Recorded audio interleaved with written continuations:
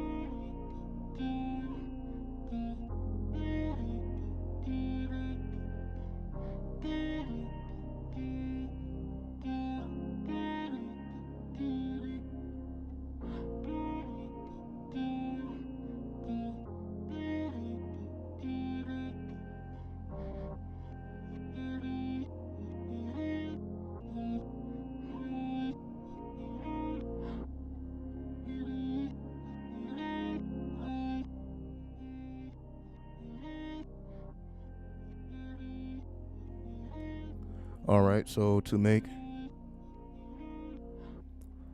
of course, any channel official, let me turn this down, hold on. Turn it down slightly. All right, cool. Okay, to make any channel official, I'm going to inhale the tobacco smoke. So we're gonna really bring in the spirit, so no fabrications. This will be the real deal. This will be a channel. I'm taking my ego out of it, taking my personality out of it. So whatever channels, whatever comes through is what comes through. That's kind of why I titled it this. Because I should be able to say whatever I want and it shouldn't be no issues as long as I'm not putting nothing controversial in the title. So that's essentially why I put the title as it is. So I should be able to get away with anything. Shouldn't be no reporting, no flagging, because most people who is on that time is not even going to find this video, because I'm not going to put those things in the title to make them find it. So yeah, I'm starting to get a grasp of how the YouTube works. If you want to say what you want to say, you're going to have to make sure you do it strategically. Make sure you really can't be found by, you can say, the trolls. But anyway, that's neither here nor there. So let me go ahead and spark up the tobacco, bring in the spirit, say what needs to be said, and we keep it pushing.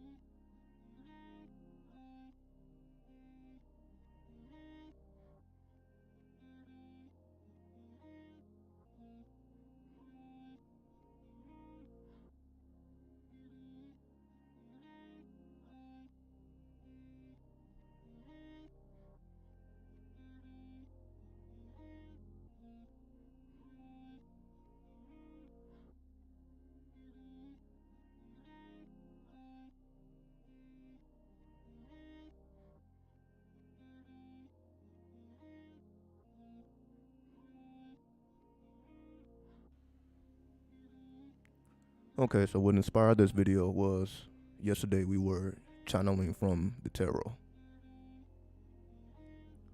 So I just wanted to show the difference between when I use one of the spiritual tools or the magical alphabets,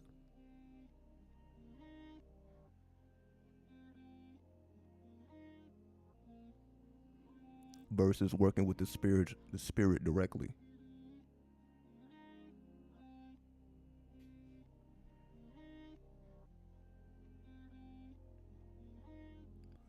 So anyway, excuse me, I almost coughed, inhaling a little smoke. But anyway, before we go in, today is the 6th degree, July 6th, on a Wednesday, bringing together the energies of Mercury and Venus. We already know Mercury is the messenger, then Venus represents the earthly feminine principle, as the high priestess will represent the spiritual feminine principle. We're talking about the earthly feminine principle, as we will call Mother Earth.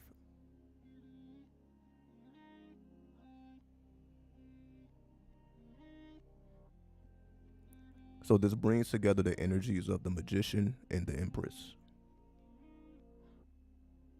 Whenever we are dealing with the energy of the magician, it takes us to the universal law of correspondence. As above, so below, as most traditional tarot decks. When you look at the magician card, he has one hand raised in the air, which may have a wand or a sword. Then he has his other arm pointed downward.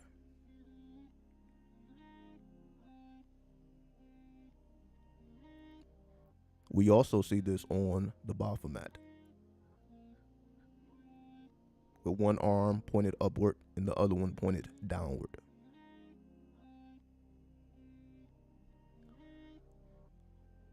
Then we have the Empress.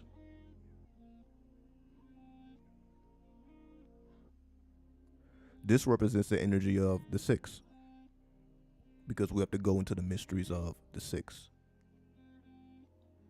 What I mean by the mysteries of the six is, for example, a word that breaks down to six is the word manifest. Just as a quick example.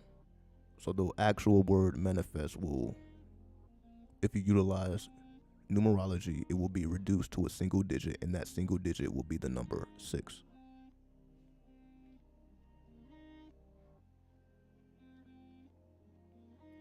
So we already have a connection with the energy of birth, because it takes us to the Empress, or the Earth Mother, that represents birth, fertility, abundance. So we're already getting that energy from the Empress. Now when we bring in the energy of the magician into the equation of the 6, or into the world of the 6, when the magician is operating within the world of the 6,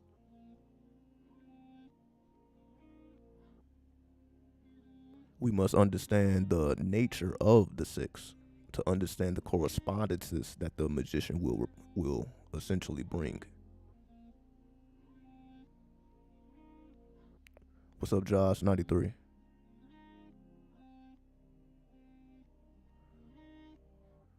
The magician within the world of the Empress, or the realm of Venus. And we also understand that Venus also takes us to Lucifer, because Lucifer is just Venus in Latin. So when we say Venus is connected to Lucifer, we're not just being, just throwing that out there. The actual word itself, the Latin translation of the word, takes you directly to Lucifer. So we're not playing any games when we say that.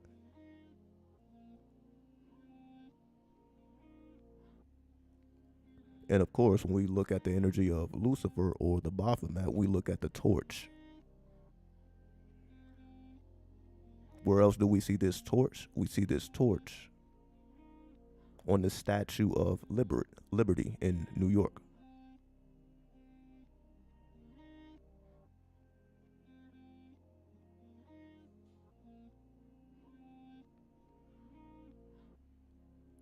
And of course, we know that the torch represents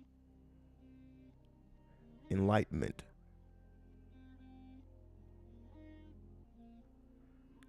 because we understand that the Statue of Liberty has chains around her feet, broken chains. So this is representing a liberated woman, a woman who was once enslaved and shackled, and who now holds the torch.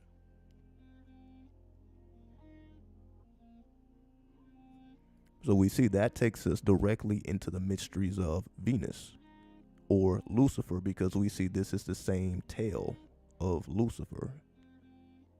What do I mean by that is, according to the myth of Lucifer, Lucifer was cast out of heaven and bound to hell. So you can say Lucifer is chained to hell, and that's when it becomes the devil, right? The devil is chained or locked in hell. If we go into Dante's Inferno, the 9 levels of hell, the lowest level is where you will find the so-called devil, right? Half of the body of the devil can be seen, but the other half, the lower half, is like locked into the core of the earth or the cores of hell, right? So you see, whether we're talking about the Statue of Liberty or the story of Lucifer, whenever we see that torch where it's taking us to the same idea of something that was once enshackled or oppressed and now holds the torch, and that torch just represents self-enlightenment.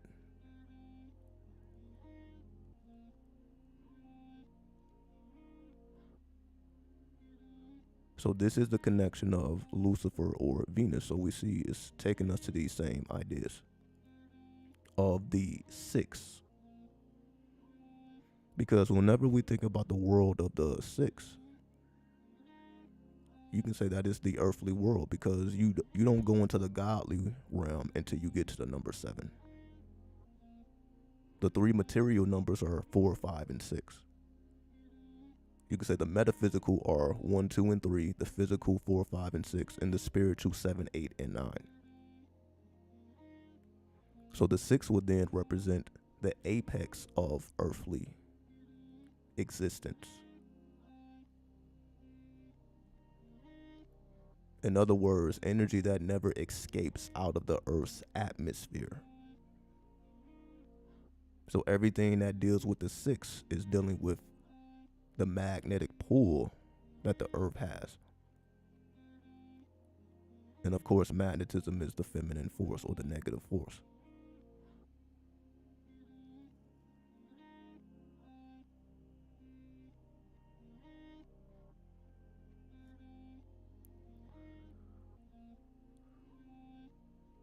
So we go deeper into the 9 levels of hell, because each of these levels are basically to contain certain vices.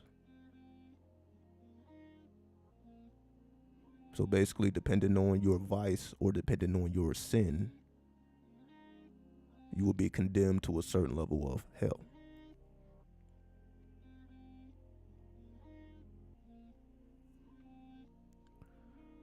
Now, this all depends on whether we want to take these things literally or look at them psychologically. Because we'll do both. Let's take both points of view into consideration. So if we take into consideration that these things are literal, that if you engage in these sins, you will be locked or chained into a certain level of hell to live out your karma forever and ever and ever, endlessly.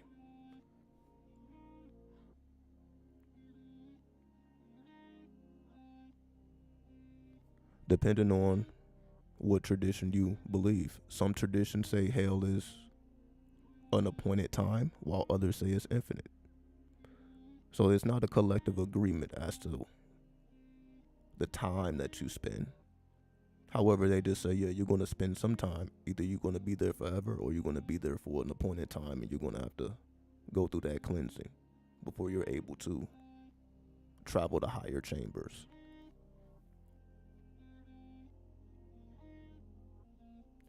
But let's look at this from the point of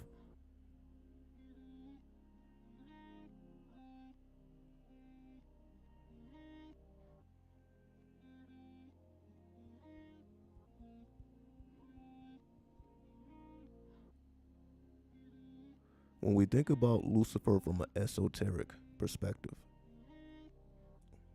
or a psychological perspective, which is more so how the Sufis view the story of the Shaitan. Because according to the esoteric stories, before Lucifer was even an angel in heaven at all, Lucifer, and I'm saying Lucifer because I don't want to make it a gender thing, Lucifer had to master the levels of hell before even entering into heaven at all, to then become highly ranked in heaven. Essentially, that was a journey in and of itself. And the journey didn't start in heaven, it actually started in hell.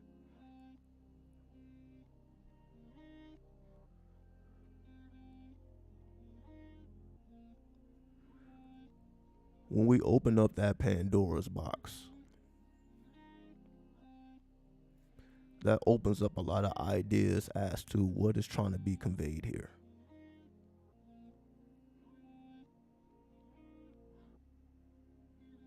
Because if we talk about it being a journey, now that just sounds like alchemy, which we know is psychological. Yes, alchemy is physical as well. You can transmute physical things into other things.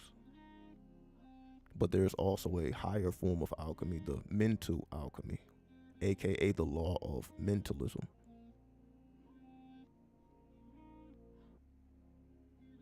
Which takes us back to the magician and the law of correspondence. Because a magician is applying the law of correspondence to the alchemy. So when you look at the magician card, you see the magician with tools. You're going to see a magician with tools is essentially representing the four elements.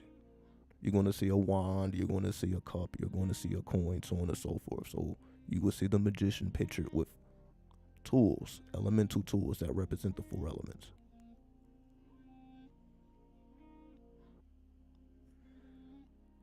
Remember the law of correspondence. Is the magician taking these tools literally, or is it applying the law of correspondence? Let's go deeper.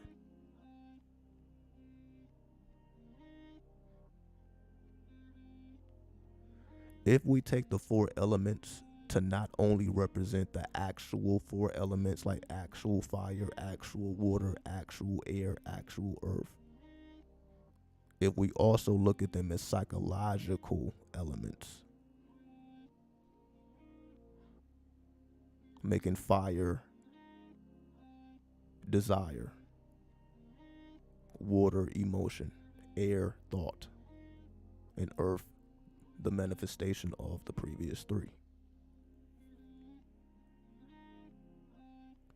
And as we know, that's exactly how a mental alchemist views elements, because you also view the planets in the same way. That's why the planets are connected to the metals.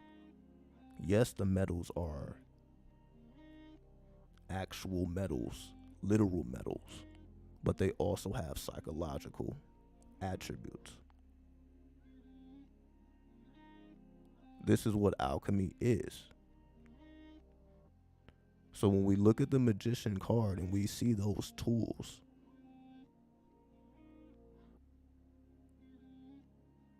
we can be fooled to think that the magician is actually taking these things literally.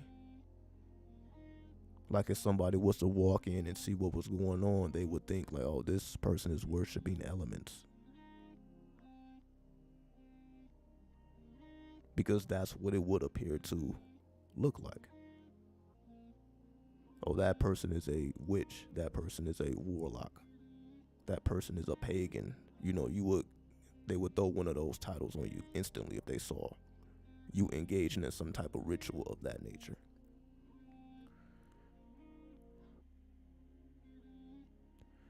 And ultimately, if we are to be honest, most people doing those things are taking it literally. They're really looking at themselves as pagan, or they're really considering themselves witches and warlocks. They actually are taking it literally. So you do have people who take it literally. They actually outnumber the mental alchemists.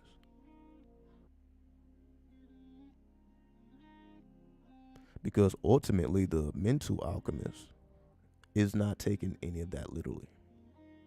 They are just symbols to trigger the subconscious mind. The psychological effects. You have the physical thing there to trigger the mental thing. Because we know that the subconscious, the language of the subconscious is symbolism. So we understand, like, okay, if I'm trying to communicate things to my subconscious, I'm going to need some type of symbolism to do that. I'm not going to be able to talk to my subconscious like I talk to another human being or like I talk to an animal. The language is purely symbolic. Meaning is not to be taken literally at all. That's why we have to do things like decode tarot readings, decode your dreams, decode politics. This is why we have to decode movies. Because they are speaking to your subconscious. It's purely symbolic, yes. When we look at a movie, the effects are awesome. The actors are awesome. The actors are awesome. We can get completely taken by those people. When you see people worship celebrities all the time. It's easy to get caught up into the literal nature of all that, completely ignoring the psychological or the symbolic effect that just occurred. So while everybody is walking out of movies entertained, they have no idea of the psychological or subconscious effect that just took place because they were not aware. It's only when you go through the art of decoding, when you have that awareness available to you, then you begin to see things that other people miss because they were so fascinated with the FX and everything that is to be fascinated about movies, even stories. This can apply to anything. We can easily take something and exalt the literal sense, which then becomes idol worship, right? And that's essentially what they call pagans. Pagans are a bunch of idol worshipers because they are putting literal things on a pedestal.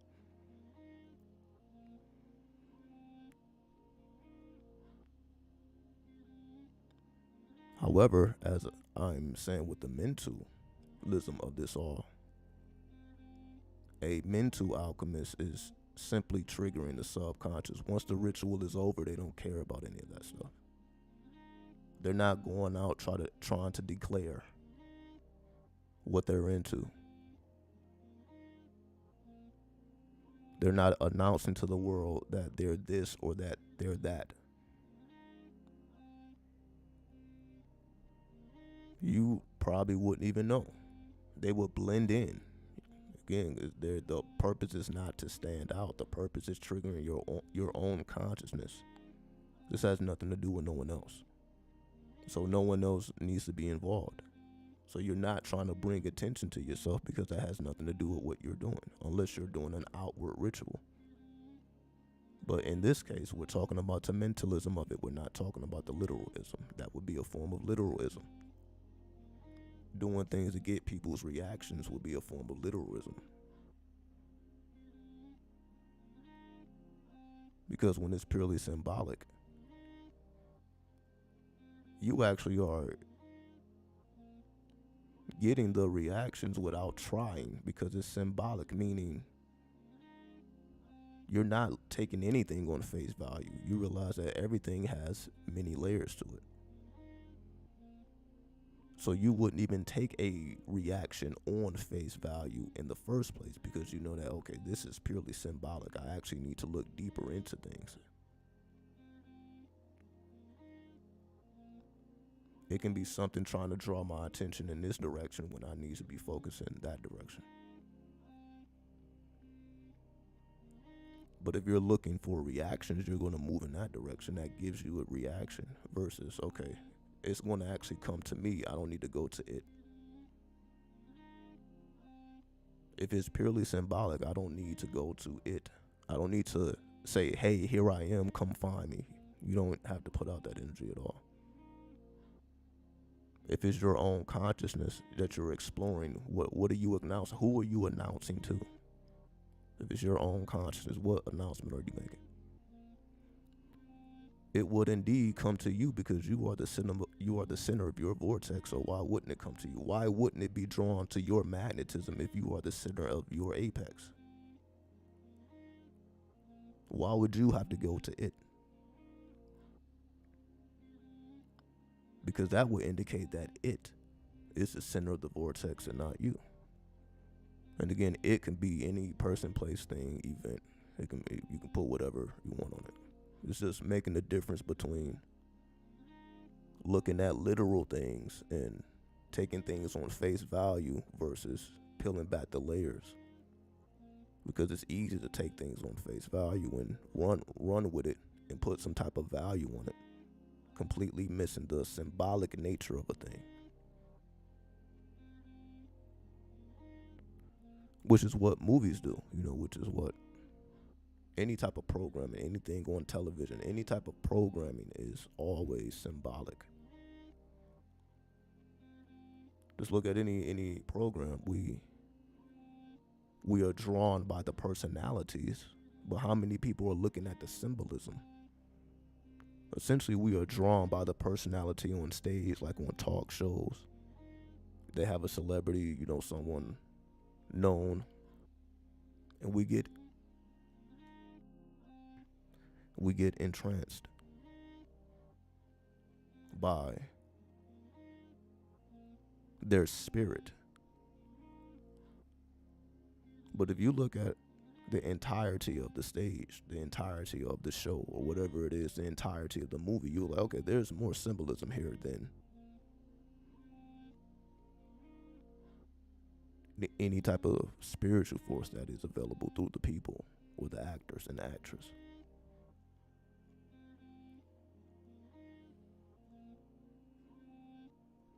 So this is all going back to the magician within the world of Venus, or within the world of Lucifer, within the world of alchemy.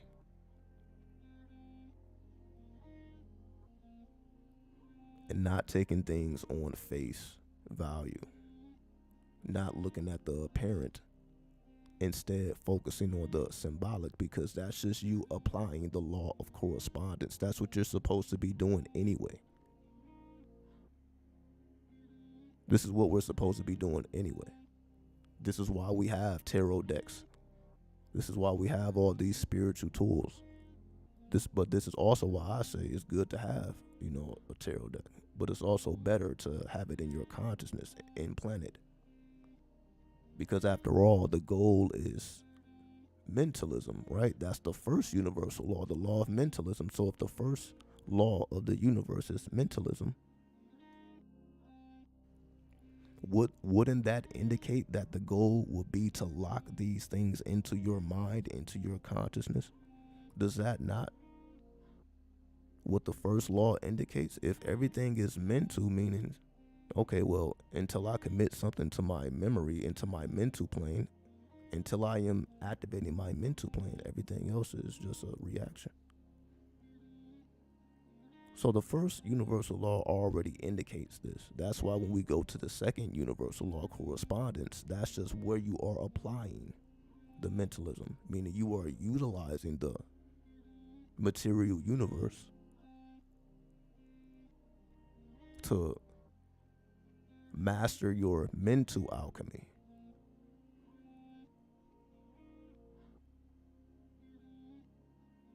You are utilizing the law of correspondence because that's how things work.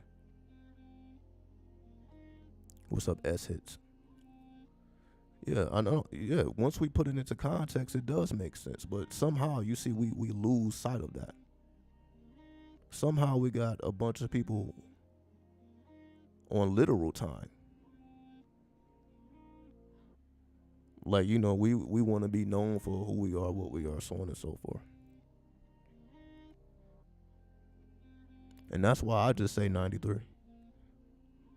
That's why I do, it doesn't have to be a super long introduction and like this and that. I'm like, I broke it down to a number, 93. That should tell you everything you need to know. Don't need to put a title on it. Don't need to do this. Don't need to do that. 93. It can't get no simpler than that.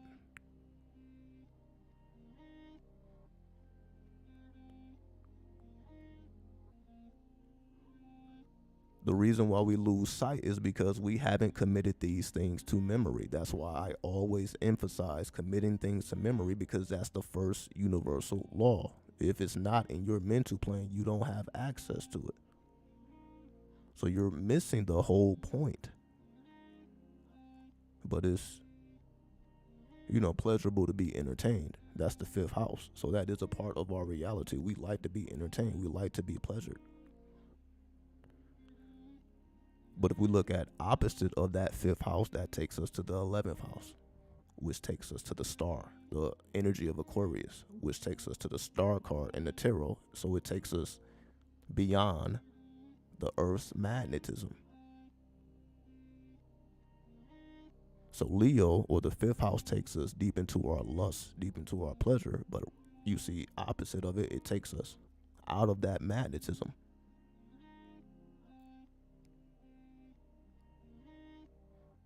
And that's what it means to be balanced.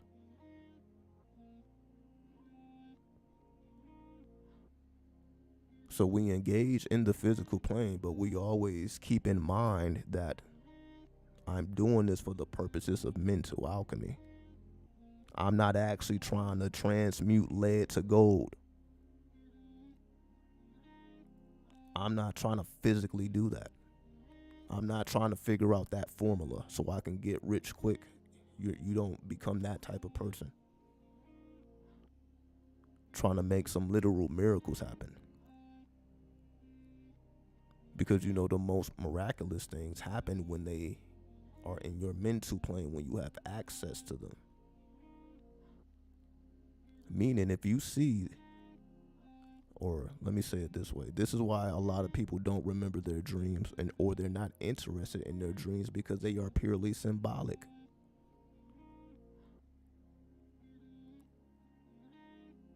So it's like, you may see something in a dream that terrifies you, and you could take that literally. Like, you may be being chased in a dream, and you may take that as somebody is literally after you. Like, oh, I just had a dream. I was being chased in a dream. Somebody must be literally after me. You could take that in a literal sense, and you can imagine how your day will go with that type of mentality. Versus, you're like, oh, I was getting chased in my dream. Then you take it like, oh, okay, I'm being chased by my unconscious. My unconscious is making itself known. Because we ignore the unconscious, when it finally does make itself known, it's kind of terrifying. It's kind of extreme. Like, all the extreme moments in our life and the terrifying moments is the manifestation of the unconscious, because we neglect it. So when it makes itself known, it basically makes a whole fucking scene. That's basically what it is, because it's the beast within. It makes a scene. However, when you nurture the beast instead of neglecting the beast, it gets a different reaction. Now you become the Babylon riding the beast, the seven-headed beast. You have control over your primitive self, your primordial self, and you can get the beast to submit to the higher mind, which is the Sphinx. Getting your beast to submit. You don't deny that the beast is there. That's why the Sphinx shows the lower half as a beast. It's not denying the beastly nature. It's just causing the beastly nature to submit. While the higher mind keeps in mind the mental alchemy of it all. The higher mind just keeps in mind this is mental at the end of it all. So yes, in the physical, I gotta be a beast down here. I gotta be a specimen down here. I gotta be damn near devilish, or what they consider devilish, down here. But up here, on the mentalism of it all, I keep in mind that this is for the purposes of mental alchemy. The physical alchemy that comes out of it is whatever. That's how you not create karma. Karma is created from attachment, because we are attached to results. And if we don't get the results that we're looking for, then we place ourselves in a state of lack. But when you're not concerned with the physical result, because you understand the goal is mental, the mental results, the changes in consciousness, the changes in your state of mind, first and foremost. So you're not looking for the results of change to first occur on the physical. It's going to first occur in your mind. Before you begin to see any physical change, you're going to see mental changes. You're going to see psychological changes. That's going to occur first. And that's essentially what you keep an eye out for, the psychological changes. And those changes come through the dreams. It comes when you're not paying attention, or you can say it comes through the unconscious. It comes through the doors of the unconscious. It doesn't come through the doors of the conscious, meaning it's not going to be something that just comes right in your face. That was crazy. That's a double entendre right there. That's a double entendre. That's funny. It's not going to make itself known and apparent to the conscious mind. It's going to creep through the doors that we ignore, those open exits that we know nothing about.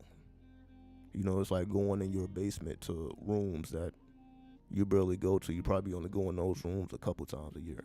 Certain chambers that essentially remain untouched. So essentially, you wouldn't even know if it was something going on in there. Something that shouldn't be going on, you know. Like some type of mold being developed. Basically something that we should keep our eye on that we kind of neglect. It's like some pipes are kind of rusting out. Because we only, you know, visit these places or these rooms, or just any type of metaphor we want to put there, we wouldn't know. Until essentially it has become a problem, a noticeable problem. That's when we become aware of it. And that's essentially the nature of the unconscious mind. The unconscious mind, essentially, we don't become aware of it until it essentially has become a problem. We don't really necessarily see the developments of it, because these are just places that we're not necessarily keeping our eye on a day-to-day basis.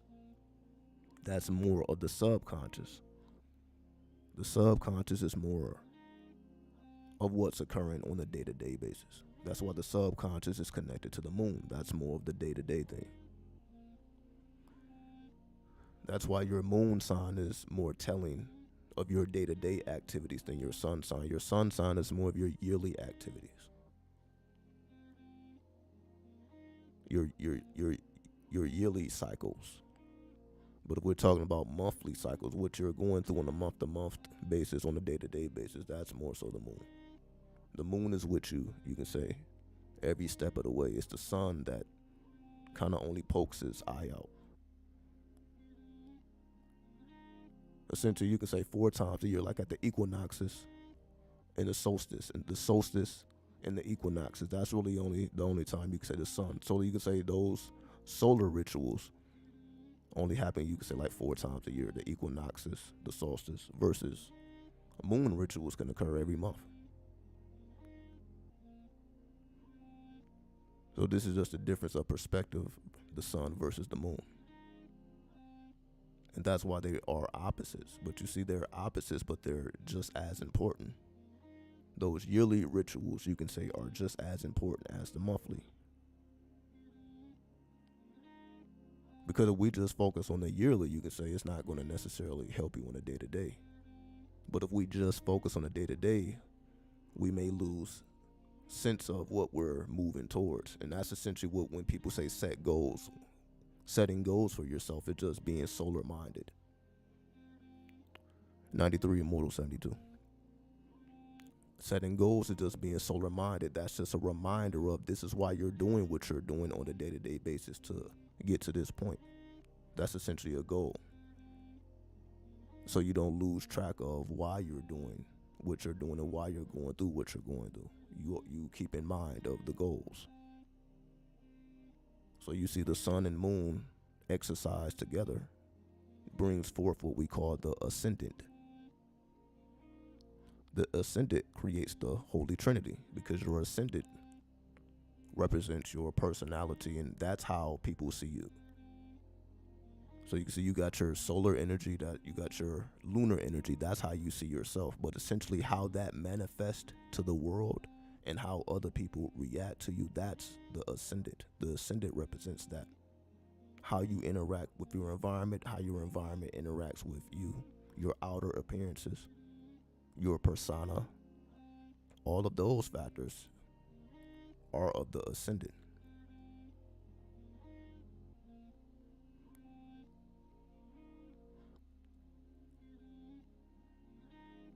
So if your sun sign is Aquarius, but your ascendant is Virgo, the world is going to see you as a Virgo, even though you see yourself as an Aquarius. So the attributes of Aquarius, you can say, resonates with you because that's how you see yourself. But in terms of how others see you, in terms of how your outer appearance is manifested, in terms of how you interact with your environment, that's going to be dependent on your ascendant, which is different than your sun and moon. So the manifestations of the sun and moon, the solar and lunar currencies, is the resulting ascendant. And you see, once you have a grasp of that Holy Trinity, everything else becomes easy to understand. Once you understand the sun, moon, and ascendant, everything else revolves around that. Once you understand your solar cycles, your lunar cycles, and then your, you could say, day to day. So you got the yearly cycles, the monthly cycles, then the daily cycles. The daily cycles, you can say, essentially is the ascendant. That's what people are. Or your environment, you're interacting with your environment on a day-to-day basis. That's the ascendant.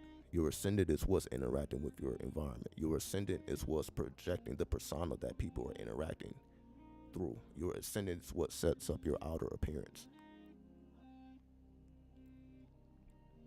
So what you're experiencing on a day-to-day basis results from the ascendant, which is the total of the sun and moon. So that's why it's called the Holy Trinity. So saying these things, going back to the point of it, you see, we always go back to the universal laws because it simplifies what we're doing here. We don't get lost in the sauce when we have these things committed to memory. It just keeps us on track. Okay, this is what we're doing. We don't lose sense of why we do when we start taking things too literally. And lose the fact that this is a mental thing, because a mental is a very subtle. Dreams are very subtle. Desires, you can say, are very subtle. These are subtle forces. These are invisible forces. So it's easy to, you can say, not watch them or observe them and their results. Meaning the average person couldn't tell you, or basically couldn't tell you the story of why they're going through bad times in their life. Because if we say thoughts become things, that means whatever we're going through is a result of some type of previous thoughts. But if you ask the average person, well, what was those previous thoughts that led you to this point? 9 times out of 10, they won't be able to link what thoughts occurred because they were so subtle and invisible, and they were, just pushed off to the side like they didn't matter. And it just, because we don't see these things, they're not tangible, because when we're so focused on the literal, we lose sight of, okay, these invisible forces are actually more powerful than this literal. This literal just appears to be more influential, but the physical is a result of the mental, which we already know, the law of correspondence. So we already know this. So you see, these are things we already know. We're just not putting the whole story together. So what we see is, you can say, people utilizing different laws. We're not really seeing the laws utilized on a universal level.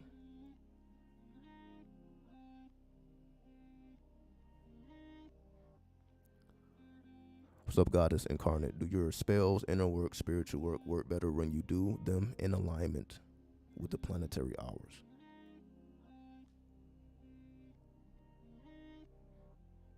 When we get into the level of the planetary hours,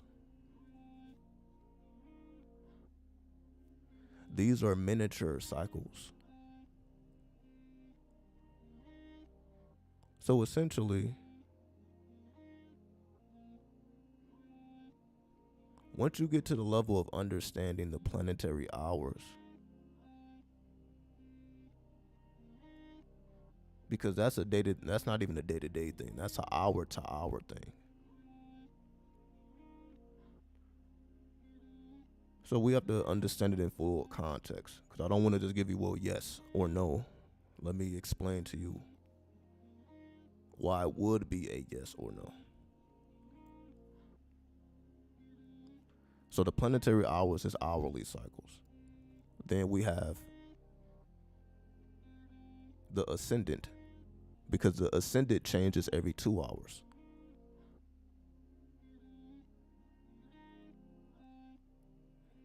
The moon changes 13 degrees a day. Essentially, every 2 hours, the moon moves about 1 degree every 2 hours. Then the sun, of course, moves 1 degree every 24 hours. So in terms of daily cycles, we look towards the sun. So essentially, every day the sun is advancing 1 degree. Those are daily cycles, those 1 degree advances. Then we have the lunar cycles, those 13 degrees of advancements per day.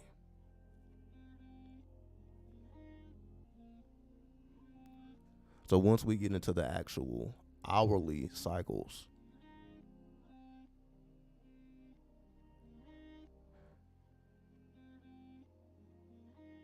because we're only dealing with the 7 planets, when we're dealing with the planetary hours, it's dealing with the 7 inner planets, or the 7 visible planets.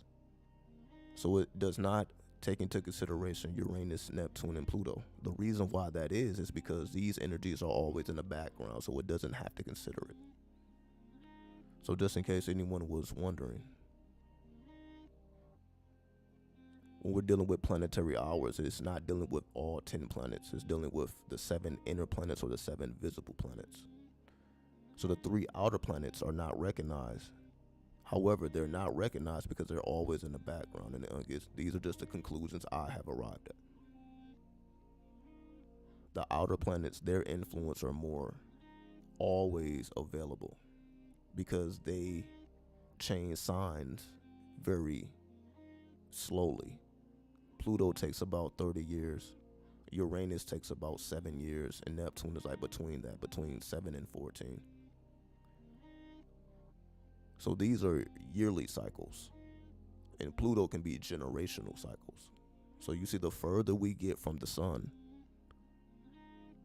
the bigger the cycle becomes.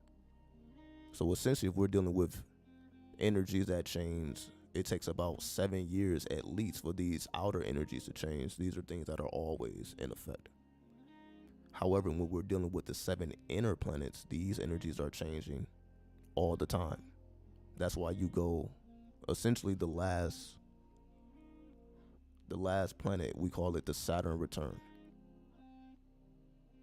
So we go through all these returns. You go through a lunar return, you go through a Mars return, you go through a Venus return, you go through a Jupiter return, but for whatever reason, we're just so focused on the Saturn return. That's because here in the West, we're just all about that Saturn energy. So just keep that in mind. You know, of course, people are into their solar return, their birthdays. then very few people may be into their lunar birthdays. If you ask a person, well, what's your lunar return? They probably wouldn't know their lunar return because your lunar return is not on the same day every month. So your birthday is on the same day. What's up, Oshun? Your birthday is on the same day year by year, but your lunar birthday changes because that's just the nature of the moon. Just like the Chinese New Year is always on a different day. It's not always on the same day versus us here in the West. The New Year will be January 1st, no matter what's going on in the skies. We don't take into consideration what's going on in the skies. It's going to always be January 1st. But again, once you go to the East, once you go to China, the Chinese New Year is based on the new moon, which does not occur on the same day. Every year it will be on whatever day that it's based on the cycles of the moon. So the moon determines the date instead of the numbers themselves. So that's essentially the differences between the solar calendar and the lunar calendar. The solar calendar is like solar holidays. Like Christmas is always going to be on December 25th. It's not taking into consideration any planetary cycles. So you know that that is solar. So when we take into consideration planetary cycles, you can say that's lunar. So our lunar cycles is us taking into consideration the actual transit of the moon.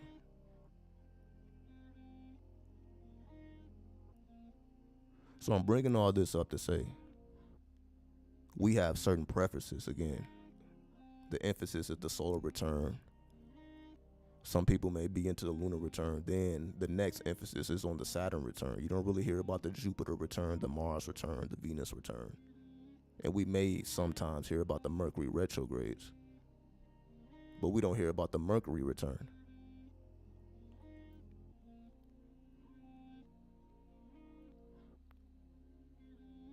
Because yes, you're going to have an app to do these things. You're not just going to be able to make these calculations. So basically, you don't need an app to know when your birthday is, but you're going to need an app to know what your lunar return is.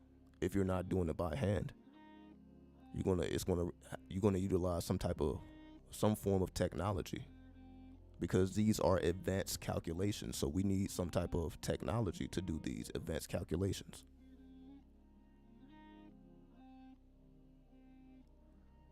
So this is why, most people don't go this far. Most people stay with their solar return, so they know what day their birthday is on. But if you ask, well, how many people are actually tracking their lunar returns, their Venus returns, their Mars returns, their Mercury returns? Very few people. So again, most people are only dealing with the sun and the moon cycles. They're not dealing with the Jupiter cycles, the Mars, the Venus, and the Mercury cycles, because that requires technology. So going back to the question of the planetary hours. The planetary hours is just a miniature form of everything I'm describing. So when I'm speaking about the solar return, the lunar return, the planetary hours is a miniature form of these things, these returns. So when you are at the point of you're dealing with planetary hours, it depends on whether you're taking it literally or mentally. Meaning, if you're trying to achieve some type of literal result, some type of physical result, some type of material result, then there are certain planets that are better for that than others. However, I'm saying all this to say is, if you're going to be into the science of tracking these planetary hours, the transits, if you're going to dedicate the time to learning about these cycles and digging into these mysteries, if that's something that you're going to really take seriously, then yes, consider the planetary hours, because you're considering the entirety of the meaning. You're considering the grand and the lesser cycles. Consider all of the cycles. Because the planetary hours change hourly. So you can say, okay, well, in the hour of the sun, would that be the hour to be creative? And I would say yes. In the lunar hour, would that be a time to, be more meditative, be more spiritual? And I would say yes. If you want to plan your life in accordance to the planetary hours, if you have the mind and the patience to do that, then by all means. And if you're looking for mental results,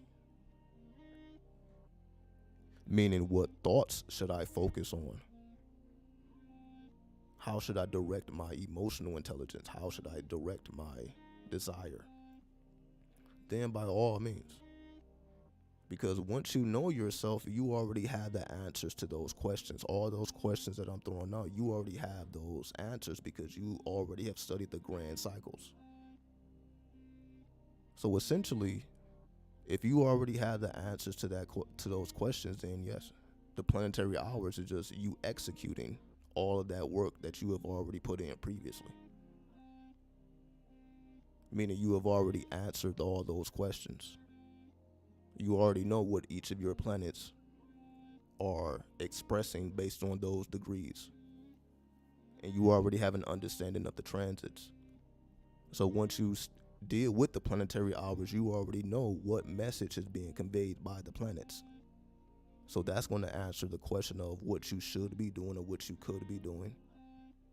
What type of spell you would craft that. So you would already have the answers to those questions during the grand cycles. So that's essentially what it comes down to. If you're willing to put in that amount of work, then once you get to the level of the planetary hours, you have already answered all of your previous questions. And at that point, you're just executing. Essentially, once you have developed your strategy, at the point of the planetary hours, you're executing that strategy. So at the point, it's effortless. Because you didn't already mapped it out. You didn't already planned it out from the genesis. So essentially, I'm just encouraging the holistic cycles.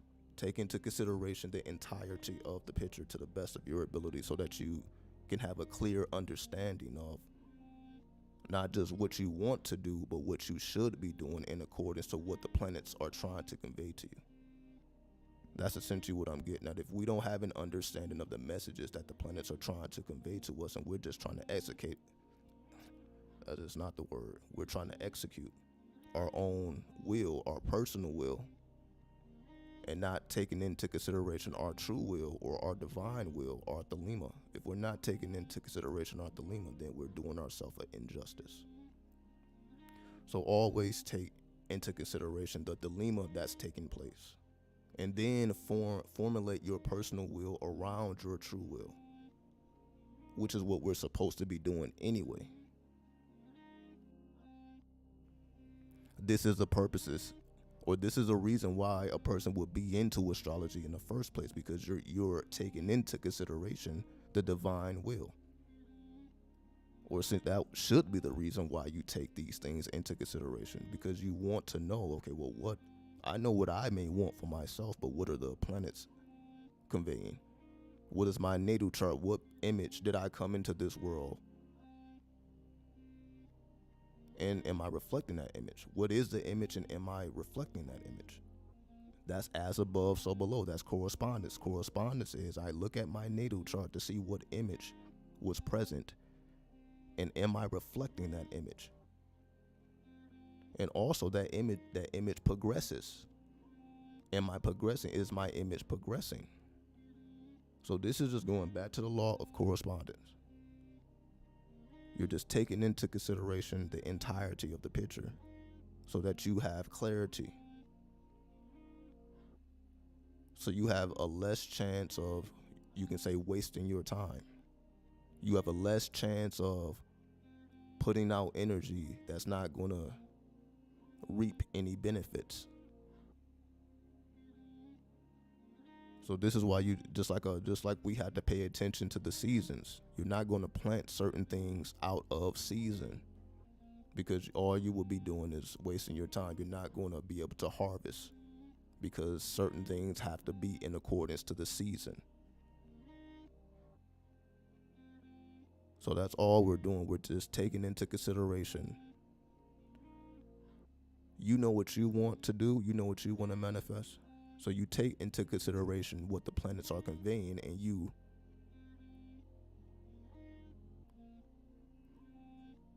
the word I'm looking for is you blend your personal will with your divine will, meaning you say, how can I accomplish my personal will through my divine will, instead of looking at them as separate, because they're not separate. So essentially, you just look at the configurations. You're configuring, how can my personal will align with my divine? I see what the stars are saying. I also see what myself wants. So you're not allowing the stars to dictate yourself. Yourself is, okay, that's how I complete this transformation. That's how I access the mental plane. That's how I complete the law of correspondence.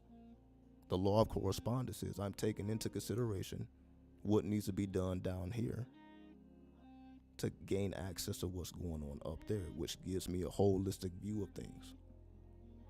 That's why Mercury is the messenger. Mercury has a message because Mercury has access to the higher planes and the lower planes. That's why Mercury, or Hermes, is a god of thieves. But he also represents healing. He basically represents positive and negative attributes. That's why the energy of Hermes is androgynous. It's an androgynous energy. It's masculine and feminine. So this is not the god with the big muscles. This is a man, but he looks feminine. That's why when he merges with Aphrodite, it becomes a transsexual, right? So we see that these ideas are ancient. We've been taking into combining gods, combining energies, combining forces for the purposes of alchemy. This is what we've been doing because we've been alchemists. This is the original culture. This is what we call the occult. The occult is the hidden culture. The hidden culture is taking into consideration hidden forces, hidden influences. That's what astrology is. You're just taking into consideration things that are invisible, things that are subtle. You're just taking the subtle reality into consideration with what you're already doing. That's what it all boils down to. You're just taking into consideration the subtle forces, the subtle reality. And you're not putting the material reality on a pedestal as if the material dictates the subtle. No, the subtle dictates the material. So if the subtle dictates the material, this is why the magician focuses not only on the subtle but also the material. Meaning not only do you have to write your script, you have to live out the script. You have to play it out. So not only are you a character in a play, you also are writing the play as you are playing it out. So you are both sides. You are the writer, and you're also playing out the part that you're writing. You are both. As above, so below. Everything that I write, I'm going to also play it out. That's essentially what karma represents. Karma represents, okay, well, what you write in your mind, in your thoughts, you will play out. That's just what it means to be the creator of your own universe. That's what it means to be the self, the Godhead, meaning everything I write, I will play out. That's just what it means to be God. That's the responsibility of accepting your divinity, accepting yourself, accepting your fullness. Meaning you accept responsibility for your pen. You come to the realization, okay, this pen is not in nobody else's hands. This pen is in my hands.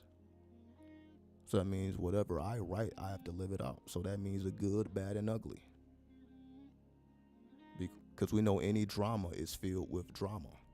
It's not a drama without the good, bad, and ugly. So it's going to have all that. That means you're going to have to play it out. And do you have the necessary endurance to play it out? Say that it becomes psychological at that point, because now you have to think different. It changes everything. When now you got to write your own trauma. Now you predict your own death. See now we're talking different. See, now we're going to a level that most people ain't. If somebody knew their death date, you know how different life would be if you knew the day you would die. If that would be something you could predict. You know how different things, everything changes. Like, oh, should I only have 20 years? Should I only have 40 years? Only if you knew that in advance, you know how different everything would be. Because having that intelligence having that intelligence of that subtle reality will change everything. But because we don't have that awareness of that subtle reality, now we live as if it doesn't matter.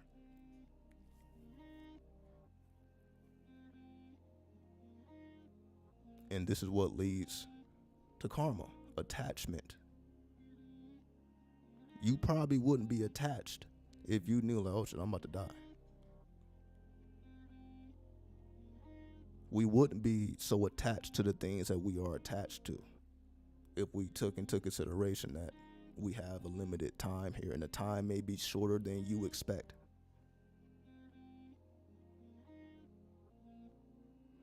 So you see that type of knowledge isn't it's not an easy pill to swallow. Like that's very hard when you feel like that I should live to 80, but you only got 60 years, you only got 40 years. What's up there? See, these are the type of conversations that people don't want to have. But astrology does that for you. It can give you that death date. But are you willing to accept it? See, that's the psychological aspect of it. So yeah, you can do the calculations all you want.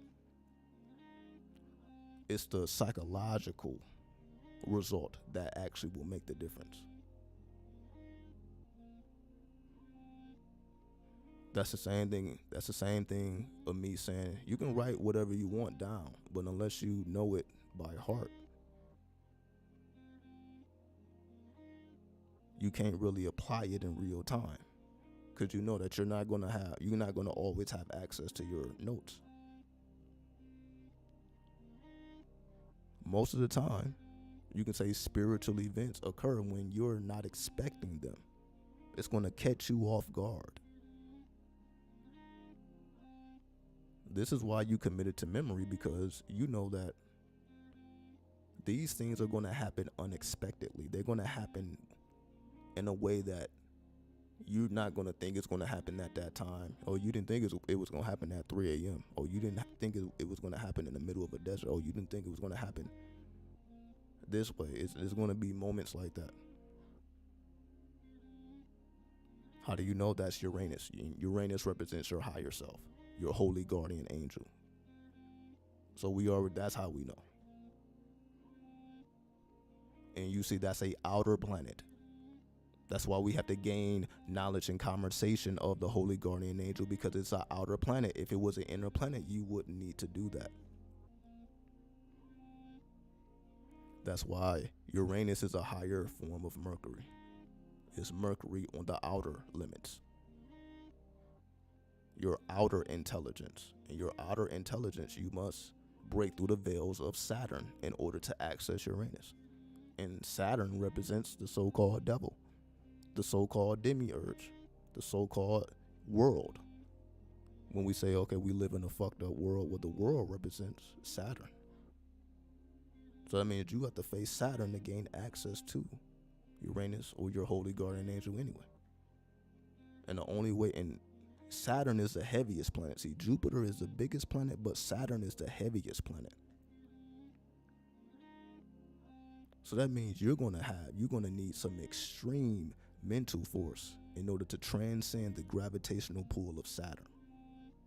Because we see the gravitational pull of Saturn is what dictates the world status, the government, everything dealing with the 10th house. It's Saturn's gravitation that influences that, the status quo. Saturn's gravitational pull influences the status quo. So when we look out into the world and we see what the world is, and we see like, well, the world is corrupt. You don't like the government. You don't like these attributes of Saturn. Well, the only way to transcend that gravitational pull, because it is the heaviest of all planets. So Saturn has the most weight.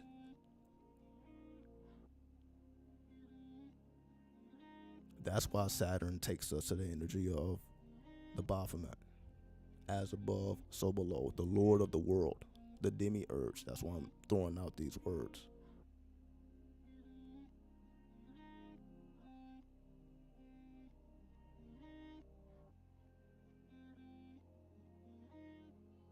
Because at that point, you have to face your so-called devil, your so-called fears. Because Saturn represents death. Saturn is also the timekeeper. The mysteries of death, the mysteries of time. You have to deal with the psychological influence of Saturn. See, Saturn is mostly psychological. See, that's the secret. The secret is the gravitational pull is just an illusion. The real influence is psychological. When you look at the world influences psychologically. Like it's a psychological game. That's why they say the world is chess-like. Meaning it's psychological. People are not going to just make it obvious what they're doing. They're going to move like pieces on the chessboard. It's psychological. So you must be able to transcend the psychological influence, which of course is the hardest to do. That's Saturn. It is the most challenging because now you can say it's mostly mental because Saturn connects you to the number 8, and we know the number 8 is one of the spiritual numbers. Now you're in the spirit world. That's why it's purely psychological. But it has a heavy toll on the material as well. See, that's what it is. Yes, it's psychological, but it has a heavy toll in the physical. That's why Saturn represents the toll. Saturn represents the cost. Saturn represents age. You will age. You will mature. That's why Saturn represents the harshness of the physical plane. What's harsher than the physical plane? The psychological damage. Psychological damage is more damaging than whatever physical damage that you're going to endure. Because psychological damage is long term. Saturn represents all things long term. So that's psychological damage. That's harder to address than any type of mental damage you may be dealing with. That takes longer to heal. You have to go deeper into yourself to heal the psychological damage. You can say the healing will happen on its own. You just have to rest and, treat your body well. Your body will heal on its own. But the psychological damage, you have to go into yourself and mend your own wound. That ain't something that's just going to heal on its own. It actually will continue to be with you into old age.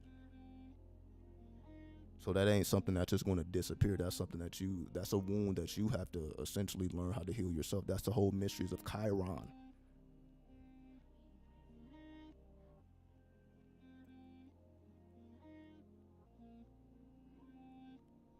So that's why Saturn represents the work we have to do on our own.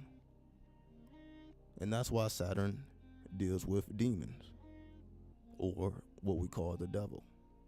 Because you realize that that's a part of the equation here. Meaning the devil is not just a fabrication, something that's basically what I'm saying is people that transcend religion. Once you go beyond religion, then you start to believe that, okay, there is no God, there is no devil. But it actually is, just not in a religious sense. We have to think about it in a psychological sense. Meaning it's easy to call yourself God.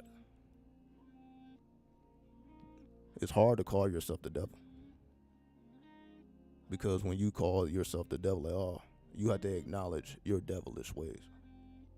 You have to acknowledge I actually do have the ability to be that.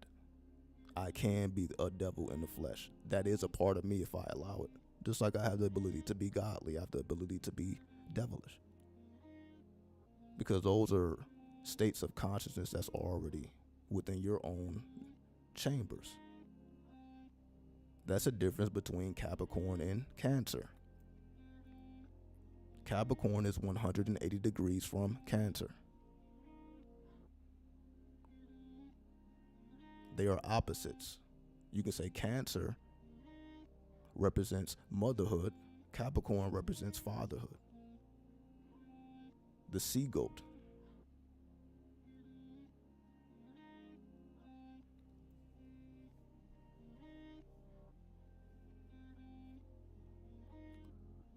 So this Saturn or this devil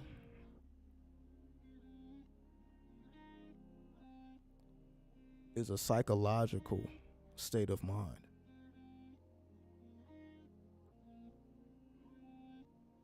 that you actually have to tap into. That's how you heal the psychological damage. In order to even heal the psychological damage, you have to actually go into the rings of Saturn. You have to go there and make it happen.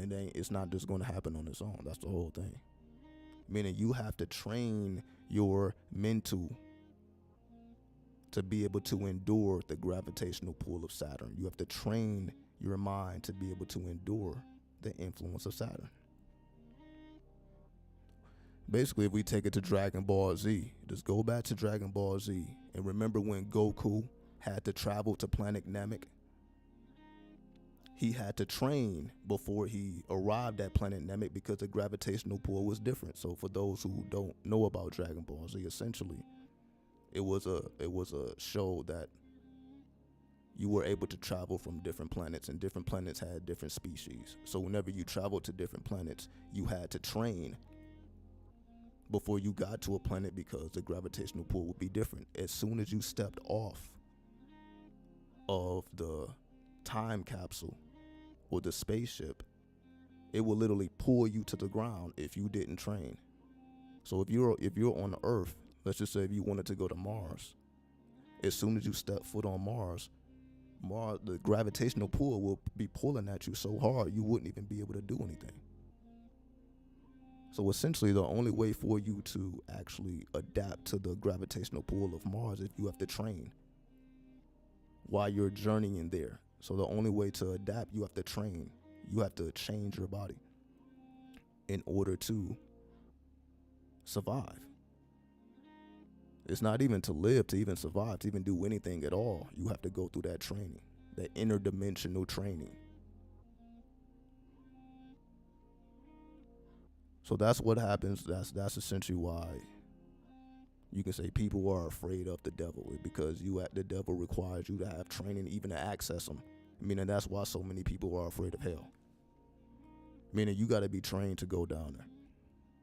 You ain't going down there untrained. It's just like, as they call the streets, you can get killed going in the wrong places at the wrong time. Some bad things may occur if you go into those clip-offic tunnels unannounced. It's the same thing. That's the energy of Saturn. Meaning Saturn is unforgiving. Meaning if you break the code, if you break the law, you pay with your life. You will pay in blood. That's the mentality of Saturn. This is a brotherhood. This is a sisterhood. If you violate any of these laws, you will pay in blood. And everybody has to take that oath. So everybody is on the same type of time. You violate these laws, you will pay in blood. That's why Saturn represents all of the blood sacrifice. Blood sacrifice just means if you break the oath, you pay in blood. That's all that is. That's just a traditional culture, an eye for an eye. You can say the lowest person on the streets understands that law. The lowest person on the streets understands the laws of Saturn. They may not understand the laws of the world, but they understand the laws of Saturn. All of nature understands that. That's why the animal kingdom is the way it is. That's because of the gravitational pull of Saturn. Everything understands that. That's why Saturn represents the universe card, because that's the universal law. All of nature, you can say, is affected by the gravitational pull of Saturn. That's why all of nature is not as intelligent as us, because we actually can perceive the more subtle influences that animals cannot, that other forms of nature cannot. They cannot perceive the most subtle forces, but they can perceive the force of Saturn due to its gravitational pull. So that's why everything has an animalistic or primitive nature. That's why every time a dog sees a cat, it's going to go crazy. Every time a cat sees a mouse, it's going to go crazy. That's the gravitational pull of Saturn. You can say that's the laws of the jungle, right? That's another way of putting it. That's the laws of the jungle. Everything understands the laws of the jungle. You don't have to speak English to understand the laws of the jungle. You can be anything, understand those laws of the jungle, because you have to understand those laws to survive. And everything understands survival, and that's the energy of Saturn. How to survive. And that's what everything in nature is trying to do, survive. In order to survive, you have to live according to the law. And those laws are taught by Saturn, and that's why Saturn teaches those harsh laws. But those harsh laws teach you how to survive. That's that mental or psychological training you must endure to be able to bear that gravitational weight. Again, this is the heaviest planet. So it's like trying to lift weights that you simply cannot lift. The only way to be able to lift those weights, you must train. Saturn represents that weight that you can't lift without training. But it's absolutely necessary for you to lift this weight.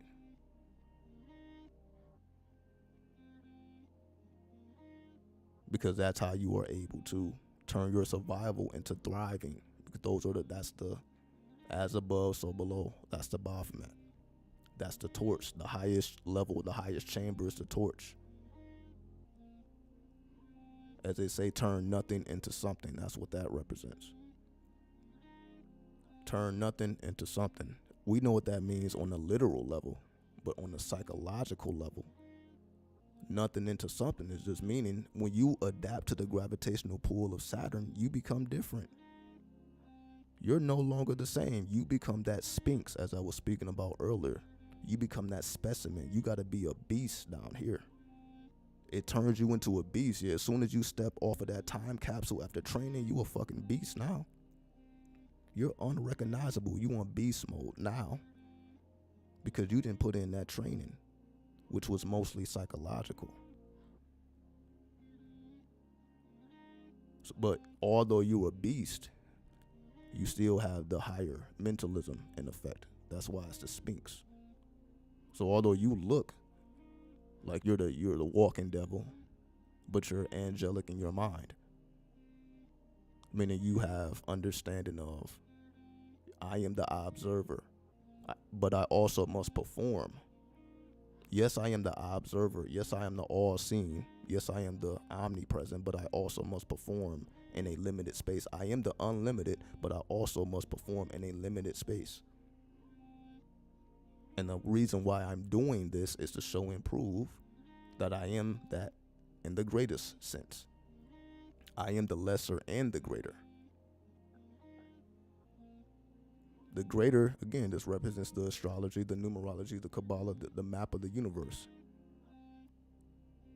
Meaning you have a sense of your true image. You have a sense of your true image. And once you have a sense of your true image, and when you begin to reflect that true image on earth, if you recognize change, and you know that this is real, it's just that simple. Every natal chart projects an image. And once you see what this image is, and you realize, okay, well, am I reflecting this image?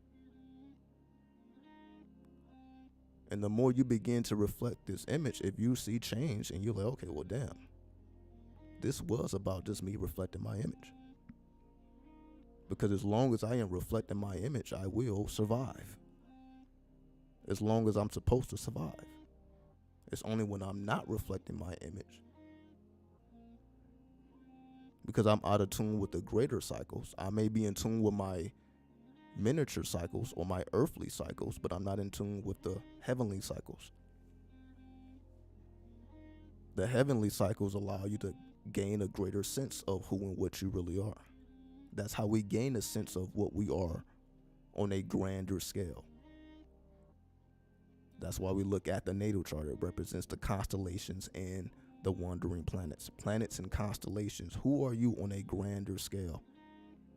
You know who you are physically. You've been with yourself however long you've been alive. So you know yourself from a personalized point of view. We know our small self. We know our lesser self. But what about the grand self? That's why Saturn represents the elder. The timekeeper, the one who was preserving the tradition.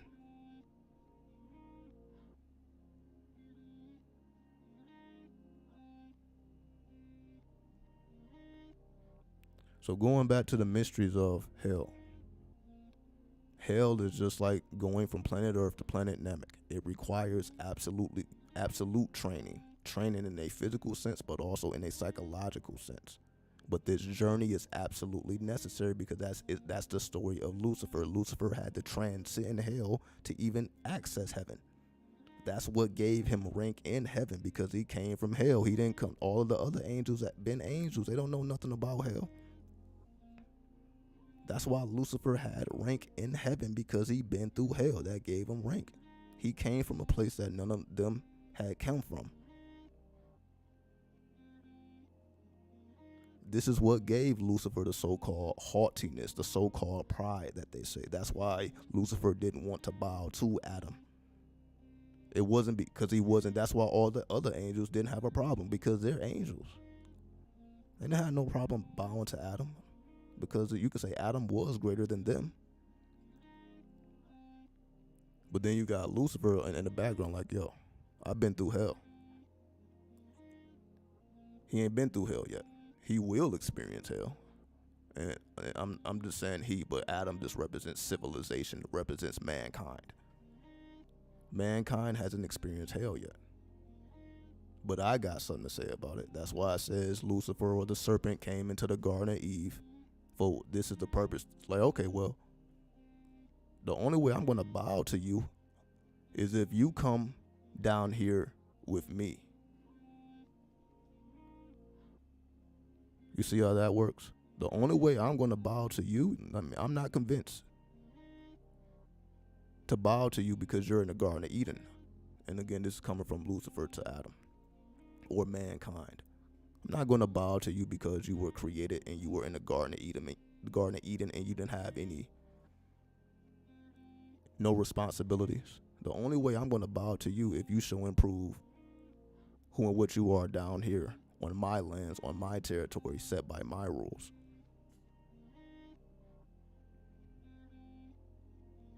Only then will I give you access to my power, which is the power to transcend the gravitational pull of Saturn and gain access, knowledge, and conversation of the Holy Guardian Angel, aka higher self, aka Uranus, which is access to the hidden forces. That's the whole story of Dante's Inferno. That's what the levels of hell mean. It ain't for you to stay down there. See, the levels of hell is just like the levels of heaven. These are just people that are bound to certain levels. So you can say the best of the best people on earth, yeah, they have a place in heaven. Yeah, everybody essentially is going to go to some level of hell or some level of heaven based on their sins, or their good sins and bad sins, whatever, right? Because obviously there's nobody without sin, so some people have good sins, bad sins, and that will determine. So on and so forth. That's just up to the process. However, if you consider yourself divine, you must also consider yourself demonic. As above, so below. You can't consider yourself divine without taking into consideration demonic. Meaning you can't try to be the master of heaven without first mastering hell. That's Lucifer. The only way Lucifer bows is coming to their world. Now, if we take Lucifer to Venus, Venus represents the Empress, and the Empress represents the Earth Mother. And we know the Earth, the hells of the Earth, represents the mysteries of the inner Earth. See, it's easier. That's why it's easier to talk about space. It's easier to talk about the stars and what possibly can be out in space. But we don't even know what's going on in the core of the Earth. We don't even know what's going on in the center of the Earth. So that's why I say space is a distraction. We know that this is a holographic universe. All this is holographic. So the ultimate distraction is space. That's why NASA is going to always keep you blinded to whatever's going on in space. These telescopes, all these satellites, all that's, they want to make that the next big thing. But that's an illusion. And you heard that from me. The grand mystery is the cores of the Earth. It's the hellish chambers called Shambhala. If y'all need the evidence, it's called Shambhala, the cores of the earth, which the core is actually heaven. So the Lord of the world rests in Shambhala. So the cores of the cores of the earth is actually heavenly. The deepest chambers of hell is actually heavenly. That takes us to the mysteries of Pluto, or the mystery of Hades, being the Lord of the underworld, the ruler of hell. You think, okay, the ruler of hell, you must be around a bunch of madness. No, it's talking about the heavens of hell, which is where Lucifer is.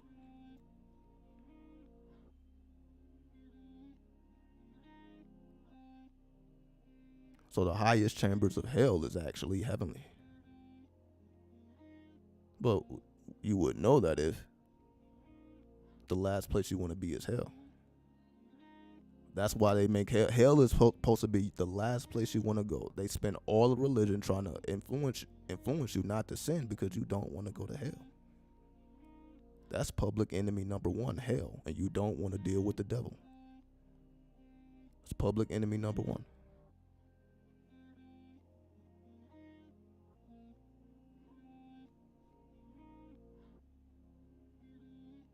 Public enemy number one. The last place you want to go, or the last place you want to be, is hell, or do any dealings with the devil. It's the last thing you want to do. Because if you do, they know that it comes at a cost, which is very true. If we go by everything that we just discussed, this is why doing deals with demons and the devils and jinn, when they say, okay, that's going to come at a cost, you absolutely right, it's going to come at a cost. That's just the nature of Saturn. Meaning, if you don't psychologically and physically train, you're going to get crushed. That's the cost. You must become a beast here on earth. You must activate your root chakras. So while everybody else is trying to get to their crown chakra, you must activate your root. Again, if you're trying to get Lucifer to bow, you go towards the crown. If you're trying to get God to bow, you're trying to get God on your side, then go towards the crown. But if we're talking about the mysteries of Saturn, the mysteries of the root, if we're talking about why Lucifer refused to bow, because it will only happen down here in the cores of the earth, in Shambhala. That's how you get the devil to bow to you. That's the only way. That's the only way it's going to happen. And the cost is a psychological and physical training that you must endure. You have no choice at that point, because you done made a deal with the devil. That means you don't have a choice now. You done made the deal. If you don't do it, then you will pay in blood. There will be a divine or demonic cost, because you signed the oath. But this is what you wanted. You wanted Lucifer to bow. So this is what it comes with. See, I'm just explaining it in a way that no one else is going to explain it. This is channels from hell. So we're just going to speak plainly about these things. That's why people fear black magic, dark magic. It's not the effect that you have on others. It's the effect you have on yourself. See, they're not going to say that. The greatest you can say, harm a magician can do is to themselves. They don't have shit to do with nobody else. Fuck casting curses and hexes on other people. It's the mentalism, the mental force that you must have to not go psychologically insane because of the deal you made. Because that was your particular path, if this is your path.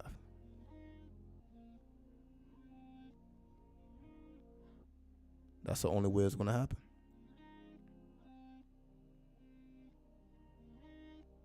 So you are applying the law of reversal. While everybody else strives for heaven, you're striving for hell. You're striving towards Shambhala. You're applying the law of reversal. So yes, that means you're going to be called the devil worshiper. You're going to be called the Satanist. You're going to be called the Luciferian. You're going to be called whatever witch, pagan, warlock. You're going to be called any of the names. But you see, to you don't care about none of that, because you're not taking any of that literally. You're not taking any of that literally, so you don't care. See, this is the thing. It's only when you take it literally that you are offended by what people say. You're going to be offended by people calling you a witch in a derogatory way if you actually consider yourself a witch. So you're not going to appreciate people talking down on witches if you consider yourself a witch. You're not going to appreciate people talking down on warlocks if you actually are a warlock. You're not going to appreciate people talking down on pagans if you consider yourself pagan. So on and so forth.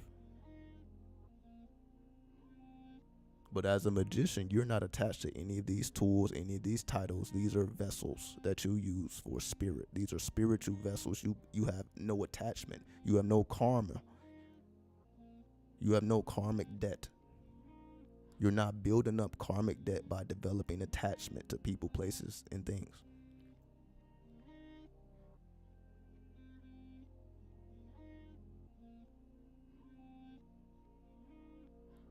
This is what it means. This is what the devil teaches. The devil don't teach you to be more karmic. The devil's like, yo, you know that this is all bullshit, right? The harsh truth. The hard, like, you know it's all bullshit. You know it's all mental, right? You know this is all psychological. You know that you're not supposed to be attached to any of this. That's a harsh truth coming from somebody who was attached to everything literal. The last thing you want to hear, that everything that you consider valuable is actually not valuable. It's the last thing you want to hear. Our whole identity is formulated based off of the status quo. Then when you come to the realization, okay, that's not the goal here. That's fun, but that's not going to get you what you truly seek. That's not going to get you what you truly desire. What you truly desire is the bowing of Lucifer. You want to show and prove that man, and man as in man and woman, the species of man and woman, you are actually the most divine because you are the most demonic. That means you are more demonic than Lucifer. Meaning to be the highest, you must go to the lowest. You already got God's approval. Everybody feels God is with them, right? Everybody already feels that if you're religious.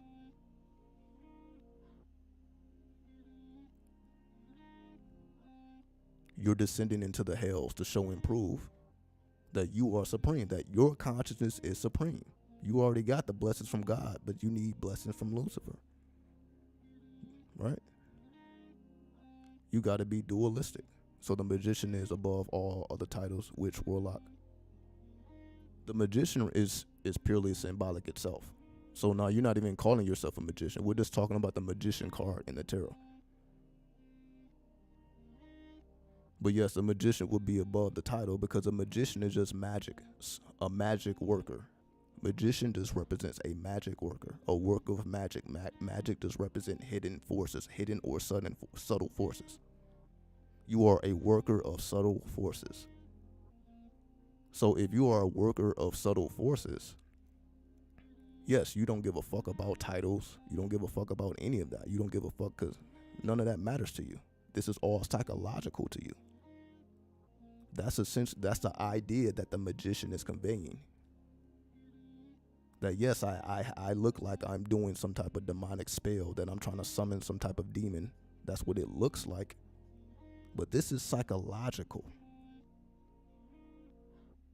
And that's what it's supposed to be. So yes, let everybody else think you're summoning demons and you're doing all these things that you're not supposed to be doing. You're doing all that. Because you know in your mind, like, all right, that's why they're over there and you're over here. Because they're taking all of this literally. They think you're actually literally sacrificing babies. They take these things literal. When in reality, you're like, this is psychological. You know it's psychological, so you're not concerned with the titles that are being pushed on you. And again, you're not caring about titles because you're not going around declaring titles. So that's the whole thing. You're not going around declaring that you're this or that in the first place. So people shouldn't even know anyway. It just, if people close to you, they may walk into something, and then it may look very strange. But It ain't even that you are explaining it. You're like, I'm not even about to explain it. It's the whole thing. This is psychological. You're not concerned with how it looks to other people or how it looks outwardly. How it looks like you're doing some type of demon worship.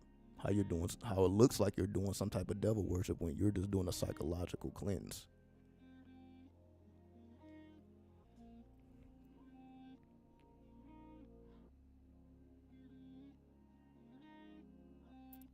So titles are just distractions.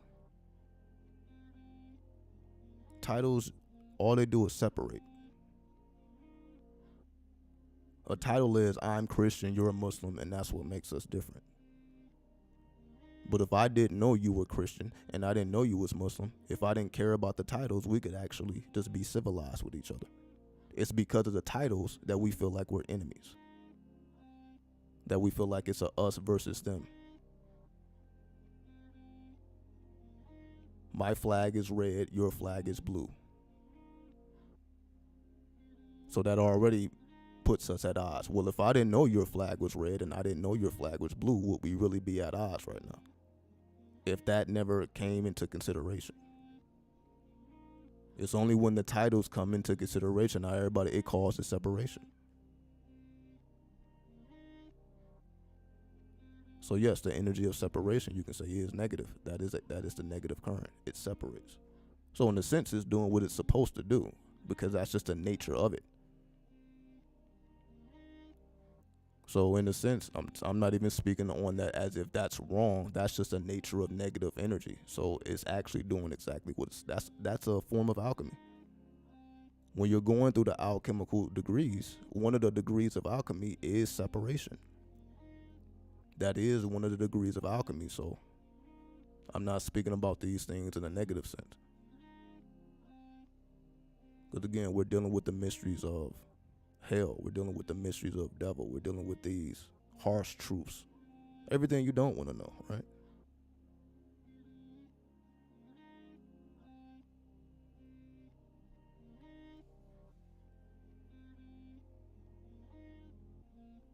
So of course we want to make ourselves seem special. We want to inflate the ego. We want to feel like we're the chosen ones. It's for you to drop all that. Everybody feel like they're chosen. Everybody feel like they're God's child. Everybody feels like there's something special about them, right? Everybody feel like they got a specialty. I'm not saying they don't.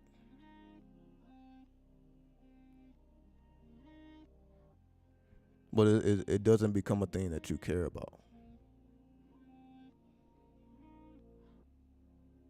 Meaning, as the magician, you don't care about titles. You will pray with a Muslim. You will pray with a Christian, because again, you see, most people ain't gonna do that. See, that's how you know this is rank. This is how you know it's levels to this shit. You got people that consider themselves spiritual that will never go into a church and pray to Jesus. They will never go into a masjid and submit to Allah. Because they're like, why the fuck would I do that? Like that makes them upset. Like I'll never be amongst those people. But as a magician, you're like, you don't give a fuck about a title.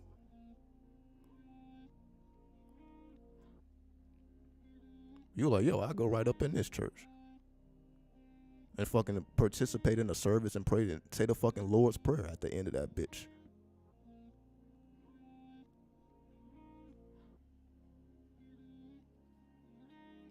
Exactly. It's better to keep your path hidden. Exactly. So that's why you don't allow the separation that other people allow. You can travel into worlds other people can't travel in because they're not willing to go beyond the separation. They're not willing to go beyond the us versus them. That's what makes the magician the magician. That's what makes the mage the mage. So yeah, we get caught up with all this magic, and it ain't even about magic. That's just an outward expression.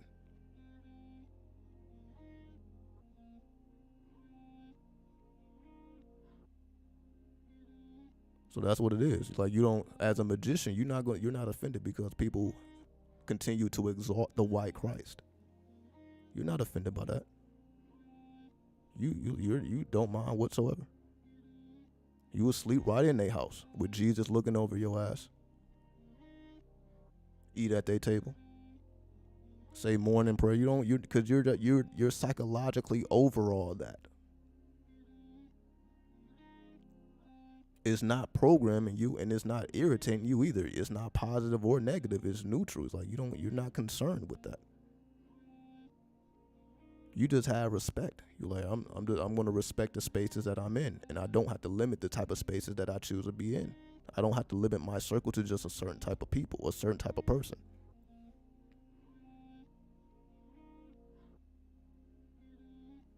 Because everybody is valuable. So if we're thinking, okay, I'm just not going to go around there, I'm not even going to deal with this certain type of person, place, or thing, then we're missing the point. That's why you're supposed to be the supreme. If you're the supreme, that means you don't care about what everybody else is caring about. That's what makes you the supreme, because you decided to take that path of Lucifer. You decided to go into those chambers of hell. And hell rips away your attachments. That's why you're there in the first place. You rip away the attachment. Oh, hell is bad. Hell is negative. Hell is this. Hell is that. The first thing you do is rip away those psychological vices.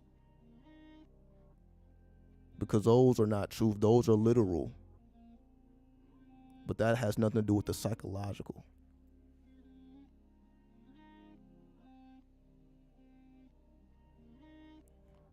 Exactly. They see Jesus, you know about El Cristo Negro. It's just that simple. It really is just that simple. So you know exactly how to keep things in their place. To the point where any cipher that you enter into, you're not the one causing any type of stress in your environment. Because you are always in respect of the environment. You're not going to go amongst Christians talking about Muhammad. You're not going to go around Muslims talking about, anything that they disagree with. In fact, you're trying to learn. That's the difference. In fact, you're trying to learn as much as you can about all ways of life. Instead of trying to say, okay, I'm not with that or I'm not with that. Yes, everything has an esoteric version. That's why you are learning. So yes, you don't consider yourself Christian, you would consider yourself Gnostic. Like, oh, you don't consider yourself Muslim, you consider yourself a Sufi. You don't consider yourself Jewish, you consider yourself Kabbalistic. It's just that simple. Everything has a esoteric version, so you don't get caught up with the illusion, because you know what's really being conveyed. That's the whole point. You know exactly what's being conveyed. So if you have that supreme knowledge, you should be the one bringing peace in all environments. Because there's not too many people doing that. It's not too many Christians going into the masjids. It's not too many Muslims going into the churches. Trying to build collectively. Like, how can we work together? Instead of us being distracted by the differences, how can we come together and show unity? You're not going to see too much of that, because that's not a part of business. Everybody has to stay competitive. That's how you know it's business. Ultimately, the reason why you don't see that is because it comes down to business. Business is what keeps things separated. Business is what keeps the red versus the blue. Whether it's politics or the streets, it comes down to business. So that's why again, it will never be the world peace. The world will never be perfect like we envision, because it's going to always come down to business. And business is competitive. And you could say that's one of the laws of the jungle. Everybody wants to be competitive. Even though the secret is to be creative. Because the level beyond competition is creativity.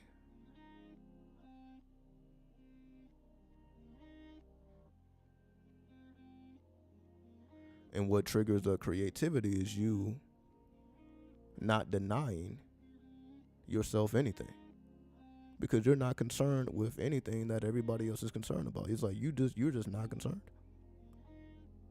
You'll go around negative people and positive people because you don't mind. You're like, I don't care about the negativity. It can be people arguing in the next goddamn room, or it can be somebody meditating in the next room. It's like it doesn't matter to you, because that's one of the attributes of the Lucifer, being able to withstand the gravitational pull of hell. That's what makes you the ruler of the underworld, because you can withstand its gravitational pull. It can be chaos happening all around you and you're not moved by it, because you done did the psychological training as well as the physical training, because it's, you got to be a specimen.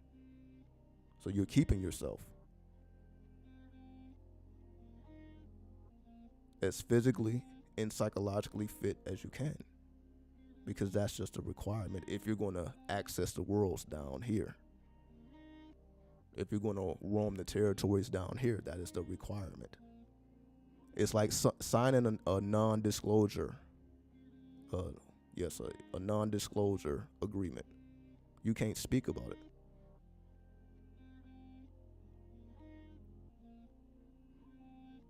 In other words,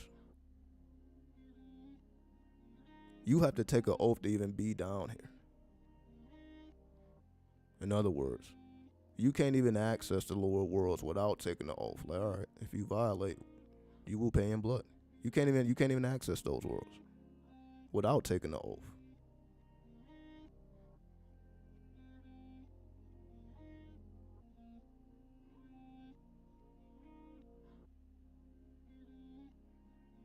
And when you take the oath, it makes you universal. That's why Saturn represents the universe card in the tarot. In order for you to be universal, you must take that oath. That's what keeps you on your square. That's what masonry is all about. You got what they do on a mental level, but it's psychological. That's psychological masonry. That's why they have to take an oath. That's why Masons take an oath. It's more psychological than you actually keeping secrets from people. It's psychological first.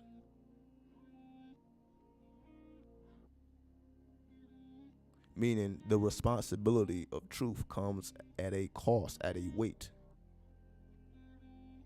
Just because you know the truth don't mean that you're just supposed to spew it.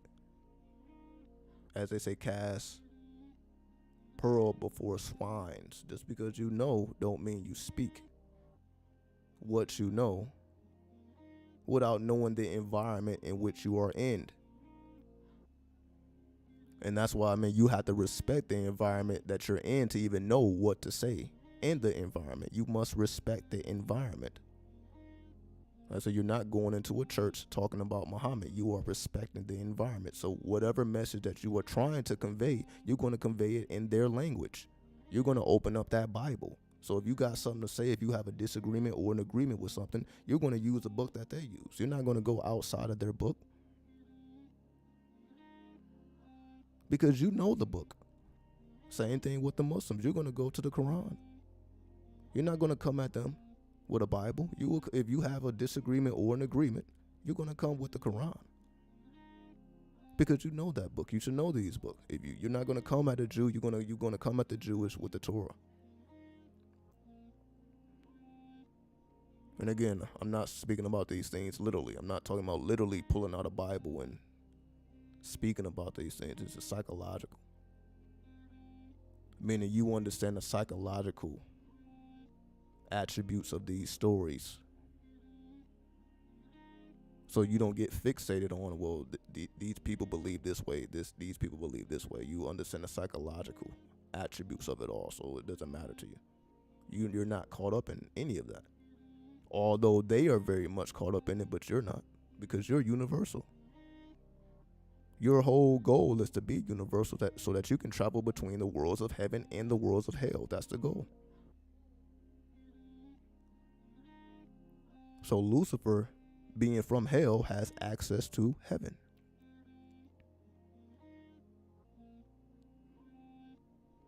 all the way to the point of the creation of Adam.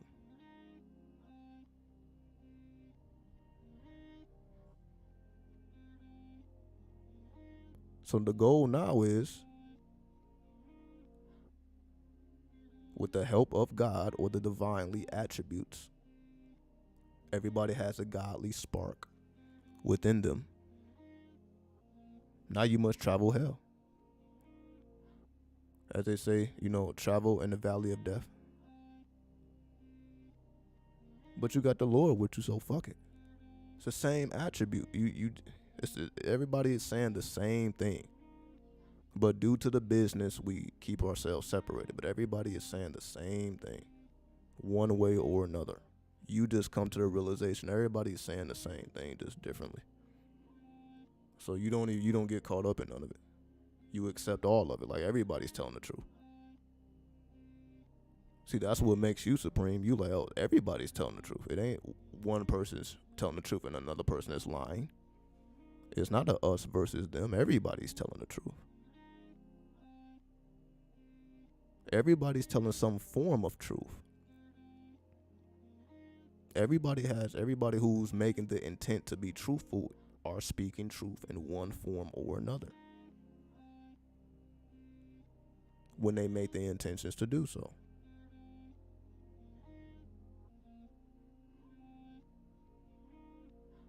So you just understand.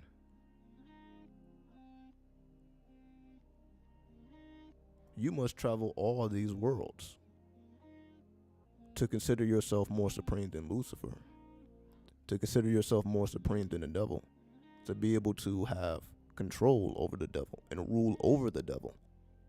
The only way to do that is travel all worlds. You can't be heavenly and not journey hell and consider yourself the ruler of the underworld or the ruler of the earth, because the earth is the center point between heaven and hell. Meaning, in order to rule over the earth, you have to have a touch of divinity, but you also have to have a touch of demonic attributes. The divine and the demonic must merge. The only way for the divine and demonic to merge is on the planet Earth. Meaning your psychological, your mentalism.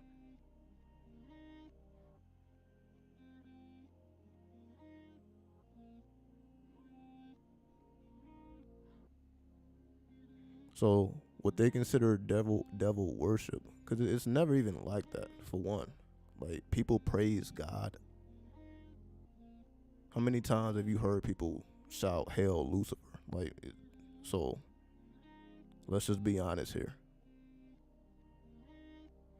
People ain't that friendly. I'm not saying it doesn't happen, but it's not common whatsoever.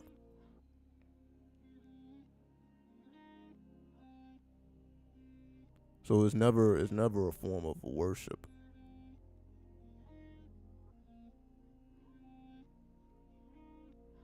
It's more of a form of prayer.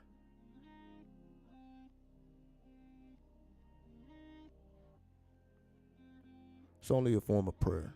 There's a difference between worship and prayer.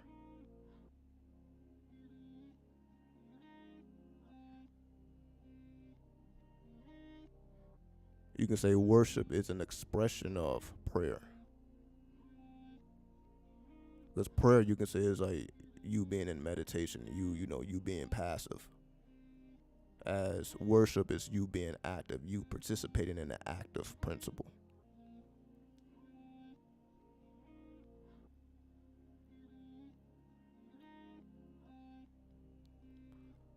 So you participating in the active principle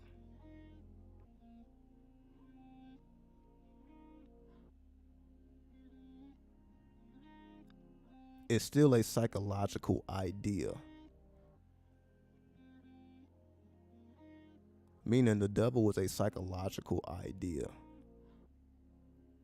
So devil worship will be you actively expressing a psychological idea. The same way someone who is praising God is expressing, you can say, what they consider the divinity in physical form.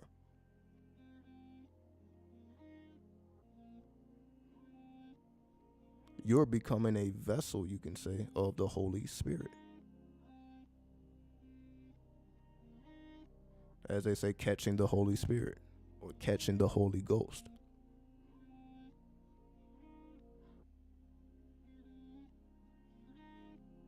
So if you are catching the Holy Ghost, if we know as above, so below, it must also be a demonic ghost. You got the Holy Ghost, and you got the demonic ghost. You would never hear about that though.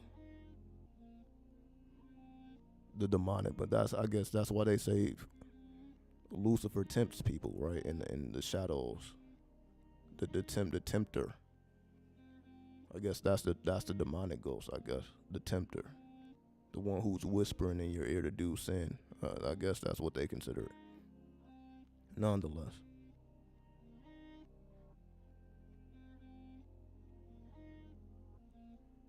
the demonic ghost becomes a vessel of Lucifer.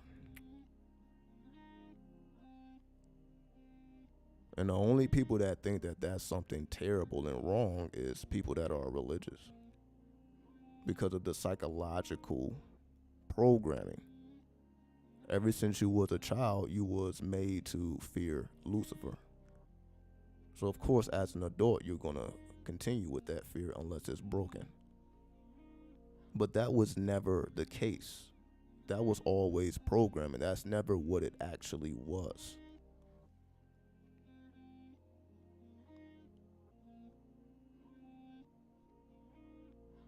It's like the story, like telling the people's story. What I'm trying to say here is, if two people go to war, the story is going to be told by the one who wins the war, meaning the story about their enemies will be told from the enemy's perspective. It's not going to be told from the perspective of the people that were actually living out the craft. That's basically what demonology is. Demonology is from Christian sources. So take that into consideration whenever, cause if you study, Christian studies, a part of that is demonology. Because demonology comes from Christian sources. I mean, it was a Christian's perspective about what these actual people were doing. This is not a direct revelation from the practitioners. This is coming from the conqueror.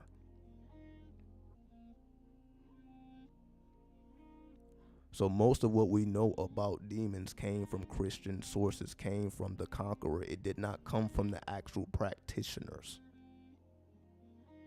So that's why when we look at demons and they look scary, they look disfigured, they look crazy, these are from Christian sources. This is not from the practitioners.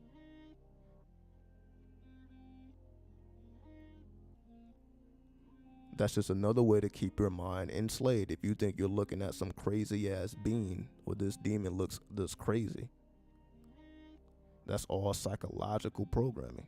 That never was the case from someone who's actually practicing the craft. That is not how they described so-called demons, because they didn't even call them demons. They were not even called demons by the practitioners. To the practitioners, those were their ancestors. To the practitioners, they were not just being rebels. Okay, we're about to rebel against God. That wasn't their mentality whatsoever. To the practitioners, they were honoring their ancestors. That's why when we study demonology, a lot of these names in demonology goes back to actual deities that were worshipped by certain groups of people. That they were not just rebels. These were not the rebels. These people were worshiping their ancestors. Again, the key word is worship, not necessarily prayer, worship.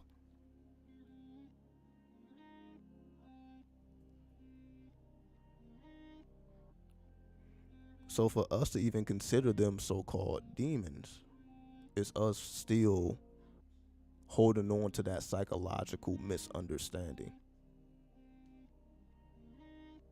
because devil or demon worshippers didn't call it a devil and they didn't call it a demon. That's why the whole idea of devil worship is a misnomer. That's still a Christian perspective. You're not going to find no ancient civilization and they were calling themselves devil worshippers.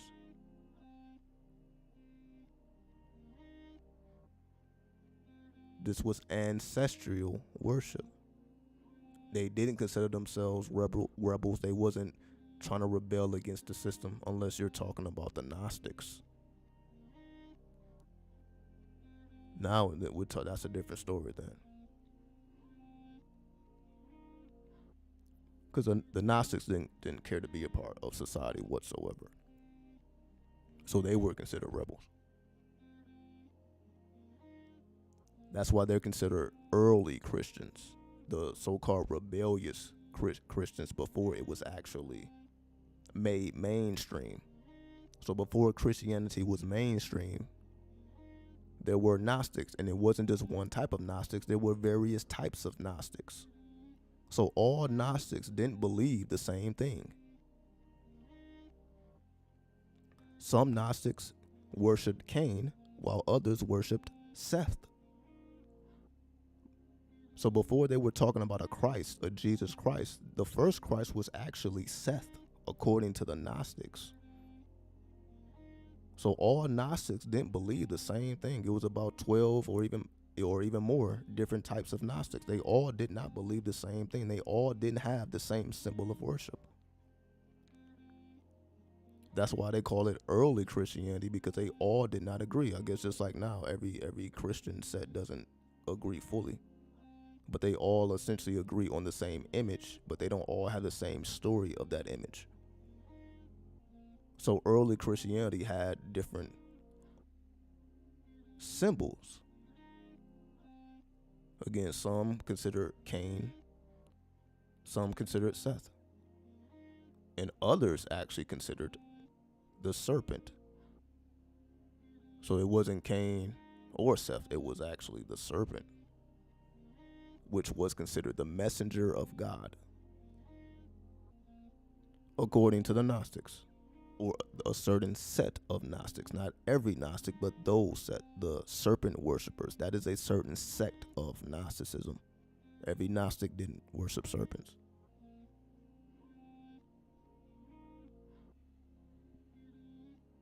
So essentially, if you know about the different sets of Gnostics, then you know who everybody is. It's really that simple. The same way if you know about the 12 zodiac signs, you can kind of have an idea of who everybody is by knowing their birthday. That's not going to give you the full picture, but that gives you a little peek. The same thing with Gnostics. If you knew about all of the types of Gnostics, you can oh shit, you're that type. You can identify people differently now, just based off of what they do. You're like, oh, you fit into this category because you already know. And that's how it started. They were able to identify each other and see the differences. But they didn't allow those differences to separate them. That's the only difference.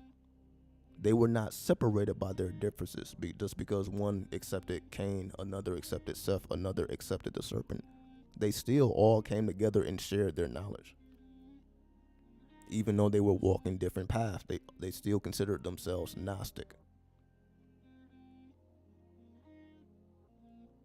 So it was a lot more complex back then.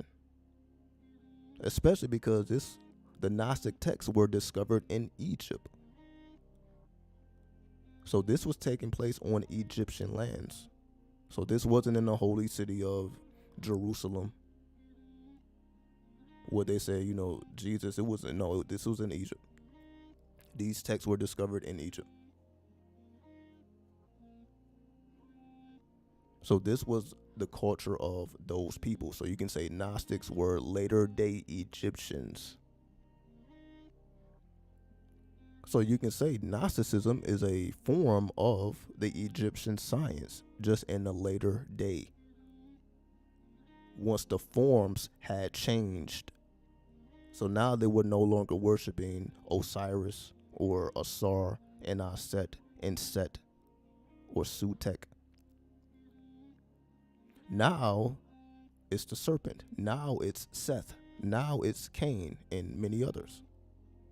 The forms had changed by that time. Which goes to show the evolution of the spiritual systems, how they did not stay the same, but they maintained the knowledge just in different stories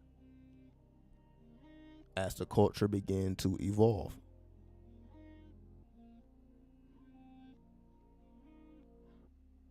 So essentially the only thing left from, you can say, the Egyptian culture or the Kemetic culture was Gnosticism. You can say they actually perfected it. It was at its perfected state. That's why it was banned. The Gnostic texts were banned. That's why they were discovered in Egypt. In Nag Hammadi. It was discovered in Nag Hammadi in 1945. It was discovered there because the texts had been buried because they had been outlawed. So that's how you know it's legit, because they literally outlawed the text. If you were discovered to have these texts, there were costs to pay, heavy cost. Why else would you be burying texts unless it was a hefty cost to pay? You can damn near pay with your life. It was that serious, and we know it to be that serious because the whole history of Christianity was dealing with slavery, either become a Christian or die. So we know how serious it was. That's why people had to bury that Gnostic text, because when the Christians get on one, they start killing shit. At least back then. I'm not saying now. It just, now it's more political. Now that, they don't pick up the sword, now they pick up the pen. Now they pick up political parties, but it's the same spirit. It's the same spirit. It's just not the same weapons. It's not that. It's more psychological now. It's more psychological. The game is more psychological. Everything we've been saying. The game is more psychological. It's more advanced now.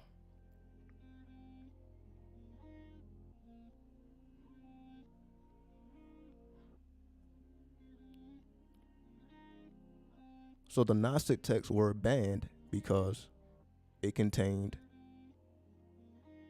truth if you knew how to decode. This was the Kemetic culture summarized in the simplest form that you could summarize it. Because if we look at the ancient Kemetic cultures, we can't even decode the hieroglyphs correctly.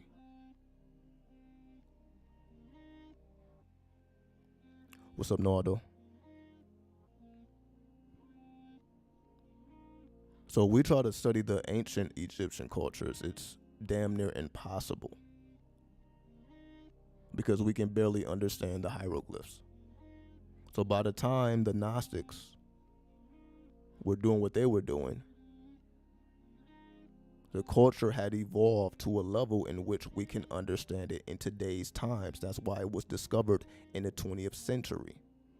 It was meant to become conscious to the people that were interested at that time, so it can go into the 21st century, which it has. Here we are still talking about the Gnostics in the 21st century because of the discovery that occurred in the 20th century in 1945 in Nag Hammadi. We're still talking. It has advanced into the 21st century, as it should have. Right? So what we realize is it advanced into the 21st century for the purposes of us understanding how the ancients thought from a 21st century perspective, so that we don't get caught up in trying to go back too far in history, trying to mimic what they were doing in ancient times, because we will be unsuccessful. We're not going to be able to go back to when they were building the pyramids and trying to live out that culture that they were doing back then. It's not going to be effective. We have to operate from a 21st century perspective. That's why the Gnostic texts are even more powerful than any ancient text, any ancient Egyptian text, the Book of the Dead and all that. Because we get caught up in the poetry of these books, and we're trying to understand it and all that. We can get lost in that. Whereas with the Gnostic texts, they make it pretty simple as to how they felt, as to the teachings of the Christ, because Gnosticism is just teachings of the Christ. What nobody wants to admit is the Christian teachings or the teachings of Christ came from Egypt. That's why they don't want to mention the journey of Jesus. We just hear about the last year of his life when he was 33. We don't hear about how he gained his knowledge, because you would have to acknowledge Egypt. He went to study in Egypt because Egypt was the place to go to study for anybody. That was the capital of the world when it came to knowledge and education. So for him to get his knowledge from anywhere else other than Egypt would be doing a disservice. That's why it was universal, because he went to where it was universal. So of course they're not going to admit that, because of course they want us to believe that Egypt is bad. Going back to the story of Moses that we were speaking about before.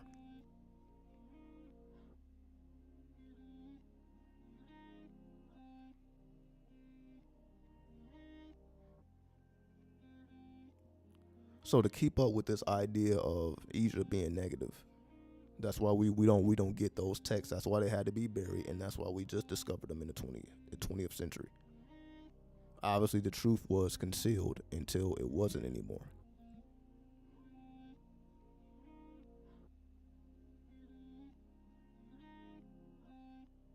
So now that we have that out the way, like, okay, these are Kemetic teachings.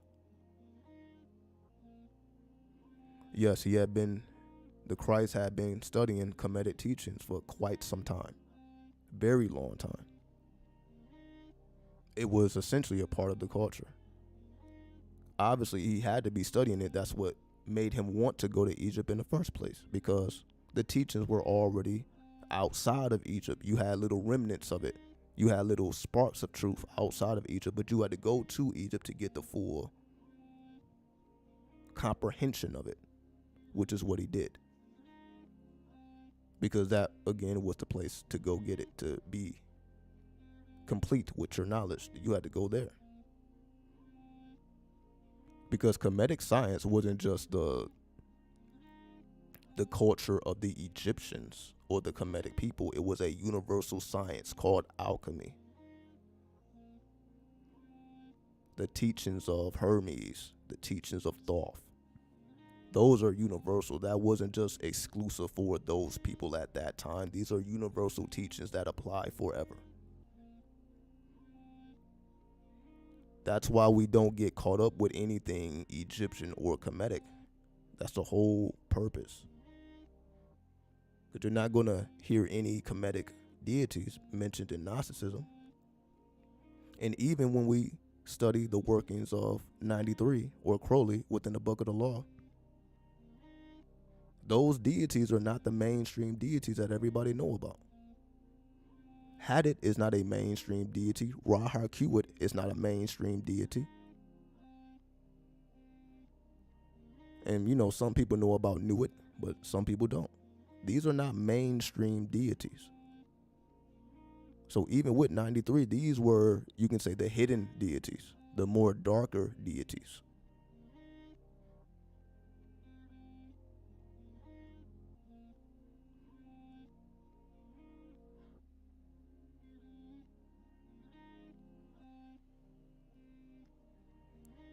So saying all this to say, once the imagery changed and we get towards the Gnostic text, and the Gnostic text being revealed in the 20th century and now in the 21st century, now that we have removed all of the extras, because that was based on that culture at that time. So this is the point that I'm making. The ancient texts were based on that culture at that time. Once we get to the Gnostic text, everything has changed, but the teachings have preserved the truth. The truth has been preserved in these teachings that they now are considering the teachings of Christ. The teachings of Christ is the preservation of the Kemetic science, because that's what he was teaching the entire time. So that means the Bible is especially the New Testament, is really a Kemetic book of science, because that's where the knowledge came from. And even in the Old Testament, Egypt is mentioned. The first 5 books was written by Moses, who was trained by the Egyptians, by the Kemetic people. So you see, it's all over. But this is why they want to demonize that current, or put us against each other. The Kemetic versus the Hebrew or the Israelites, they want to put us against each other, because that's where the knowledge was preserved.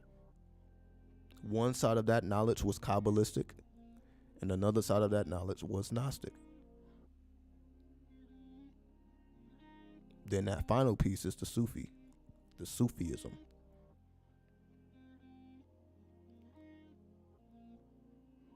All of these have pieces of truth, and the only way to combine them together is to not get caught up in the titles. When you don't get caught up in the titles, you read the Gnostic text, you read Sufi text, you read Kabbalistic text. You don't get fixated on one particular path or one particular teaching, because they're all saying the same thing. You're just coming to the realization that that's what they're doing. But there's no way for you to come to this realization without you studying it all. You're not going to know that they're saying the same thing without studying all of it. And that's why you don't take a preference. As a magician, you don't take a preference. You are studying it all. As above, so below. You are universal in your studies. You are studying the entirety of the world. You don't fixate your place. You don't fixate your place or yourself in one place, which is what most people do. They connect themselves to whatever continent or whatever culture that they represent, and that's all they know. But again, this is a path of Lucifer. We're speaking about the depths of hell. So again, this requires us to be universal. We cannot be traditional. We're dealing with the energy of destruction. We're not dealing with the energy of creation. We're dealing with the energy of destruction. Destruction means destruction of tradition. Destruction of you being set in stone or you being stuck in one place. So you must deal with the energy of destruction, so that you can see outside of that limitation or that limited view. You must deal with the energies of destruction.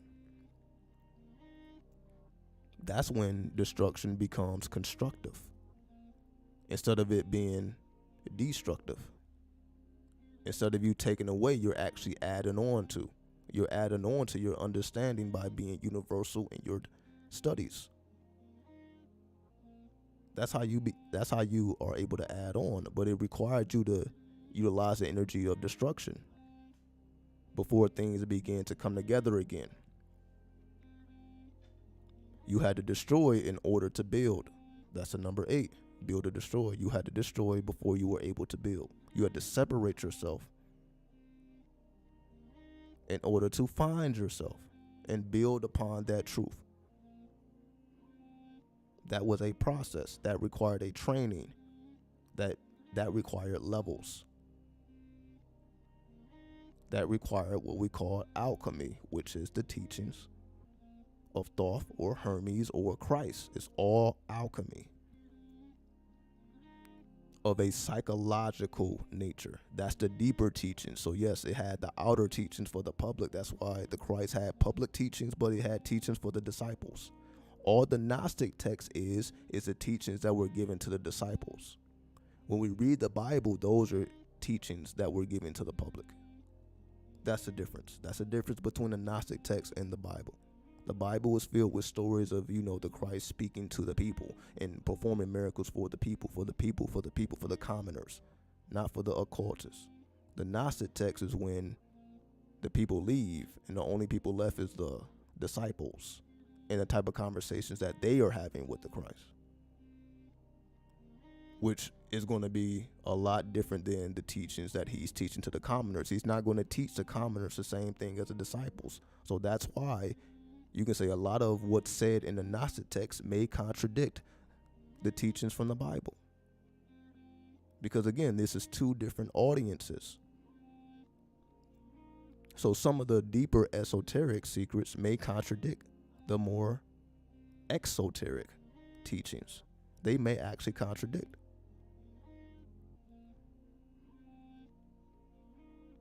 So that's why, a lot of people don't really acknowledge the Gnostic text, because it doesn't necessarily blend well with the Bible, because some of the teachings are actually different, because it's a different audience. These teachings are more secret. It's more towards a disciple versus somebody who's just trying to learn about something. The disciple has took the oath. So this goes back to the oath again. The disciple has taken the oath. So now the disciple can handle the truth, because they know they're going to pay with blood if they can't. So that's what gives you the ability to handle the truth, because you know the cost of it. If you don't handle it, you're going to be taken out the game. All you got to do is read the stories of the disciples. Some of the disciples became martyrs. All you got to do is read the stories of the disciples. What happened to each of these disciples? Some of them became martyrs. Some of them was able to be slick enough and not be prosecuted. So everybody received the teachings differently. That's another thing. All of the disciples received the teachings differently. That's why it's several gospels. The Gnostic texts, you got like the Gospel of Thomas, but then you got the Gospels of Mary. So it's different gospels within the Gnostic text, because each of the disciples were receiving a different type of teaching. The Christ did not tell every Gnostic or every disciple the same thing. So he may have said one thing to one person and contradicted it from another saying to another person, but they were two different types of Gnostics. So he gave them two different types of teachings. He wasn't teaching everybody the same way.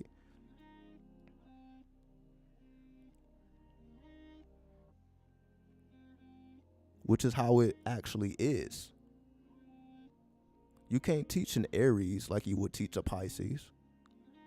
That's the 12 disciples. The 12 disciples just represent the 12 zodiac signs, meaning that you have to teach people in accordance to their element. So in the case of the 12, it represents the 12 types of Gnostics.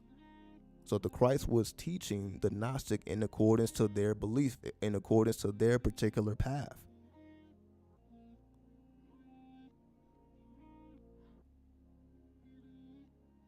So that's why even people who read the Gnostic text, they may prefer a certain, like the most popular text, the Gnostic text is a Gospel of Thomas. You can say that you're gonna hear about that gospel before you hear about the other ones. That's the most popular. Is that the most revolutionary? Probably not. That's just the most mainstream of the text.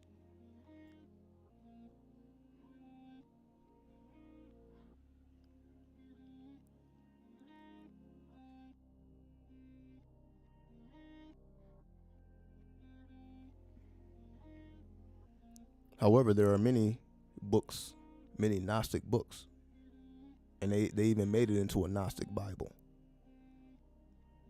which is a collection of the Gospels, the Gnostic Gospels.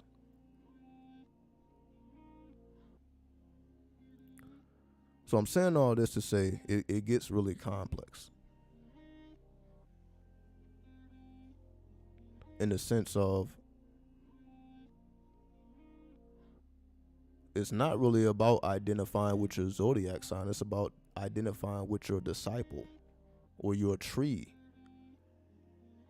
It's one thing to know your zodiac sign. It's another thing to know, well, which disciple do you resonate with? Which of the 12? Which of those 12 paths resonate with you? And from that perspective, do you learn Gnosticism? Do you learn the Kemetic science? You must learn from that particular tree. You must learn from that particular path, because that's what speaks to you the deepest. All of the teachings may not speak to you in the way those particular teachings speak. That's the process of learning who and what we are, because we study all of the texts to see which one we resonate with the most. We're not going to know unless we study it all, unless we take into consideration all past. That's why I say you have to be the Lord of all the worlds, the heavens and the hells. You have to be willing to go places that other people simply wouldn't go to because they're psychologically blocked. They're still on the us versus them.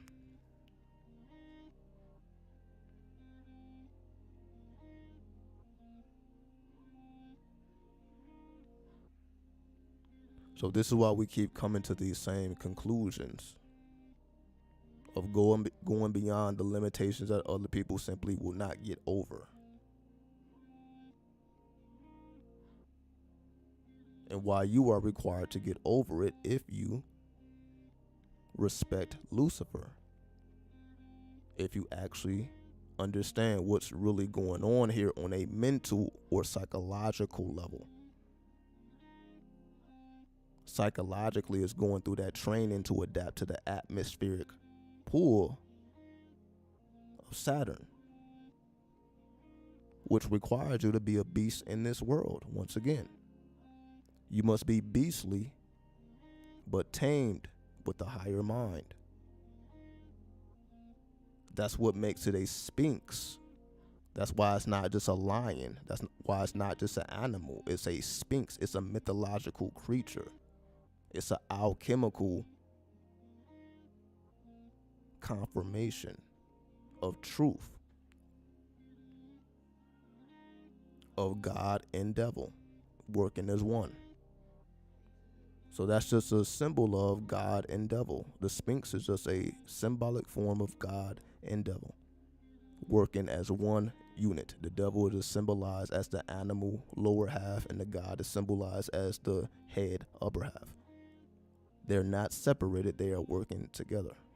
The higher makes the lower submit. The lower submits to the higher.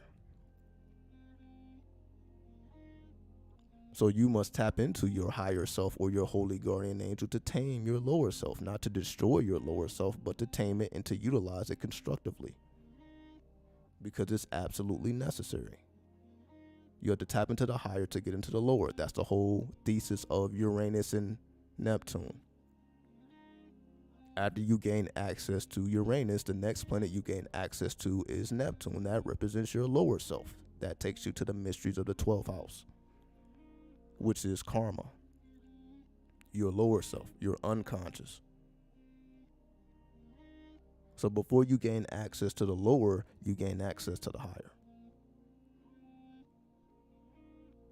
which then, only then do you gain entrance to the hells of Pluto. So only by mastering your higher and lower self are you even ready to enter into the mysteries of Pluto, which is what we've been speaking about this whole time. How you must train yourself to even be able to bear the underworld, to even be able to withstand the fires of hell. It takes the psychological training of the Uranus and the Neptune, the higher and the lower, working as one unit. If they are not working as one unit, you are not qualified to enter into the mysteries of Pluto or the mysteries of hell, the mysteries of Shambhala, to meet the Lord of the world face to face. You can't strictly be angelic, you can't strictly be demonic. You must be both, because you are both. So you must be complete. That's why the 8 represents infinity. Turn the 8 on this side, it is the infinity symbol. You must be universal, you must be infinite, you must be complete. Completion. That's why a sphinx is a mythological creature, because it represents completion, which is the complete opposite of this world. That's why Christ was an anomaly. Christ was a mythological creature. If we're talking about in the world of humans, you could say Christ was a mythological creature. That's like something that shouldn't have even happened.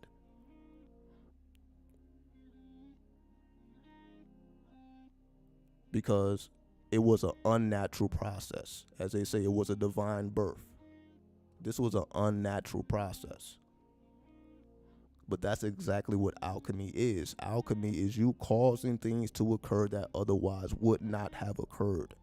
That's the whole process of alchemy. You are causing things or setting things in motion that otherwise wouldn't have been set in motion because you are accessing hidden or subtle forces.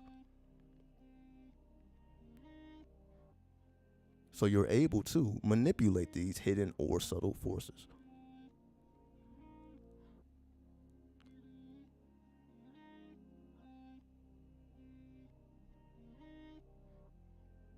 Which is considered an anomaly because the average person does not have access to these hidden forces. They are influenced by them, but they are not influencing them. It's one thing to be influenced by these forces. It's one thing to manipulate these forces in accordance to your will.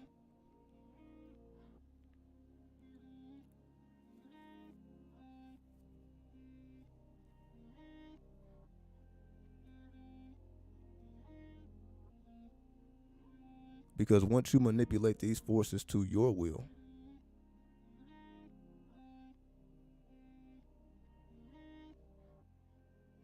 only then are you qualified to, again, access Shambhala, which is the heavens within hell.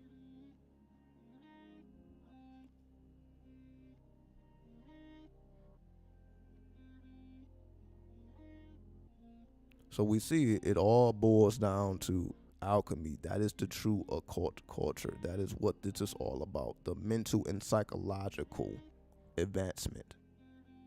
And the physical would be a result of that, of the mental and psychological advancement. When you truly understand Lucifer from a psychological perspective and not take it from a religious perspective. When you understand God and devil psychologically and not religiously. If you understand the mythology of the Sphinx, how you become a living myth when you become the alchemist, when you decide to take on the oath of alchemy, you're basically taking the oath to become like a mythological creature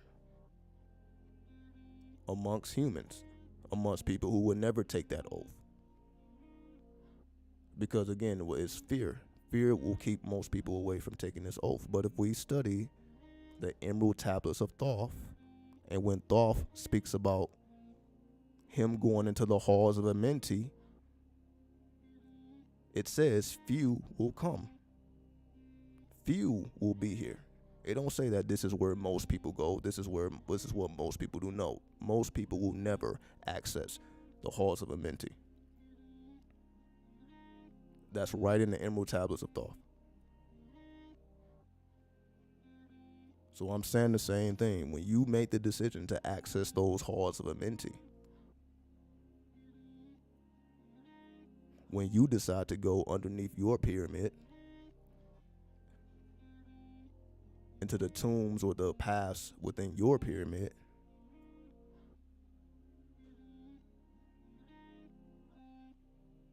and perform alchemy, you become unlike anything else.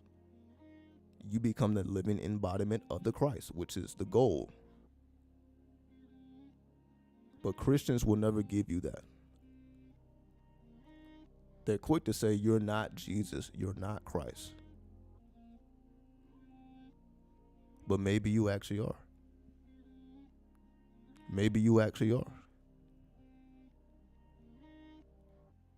Once you take it outside of religion, once you realize what tree you are connected to, what root you are connected to, what disciple you are connected to.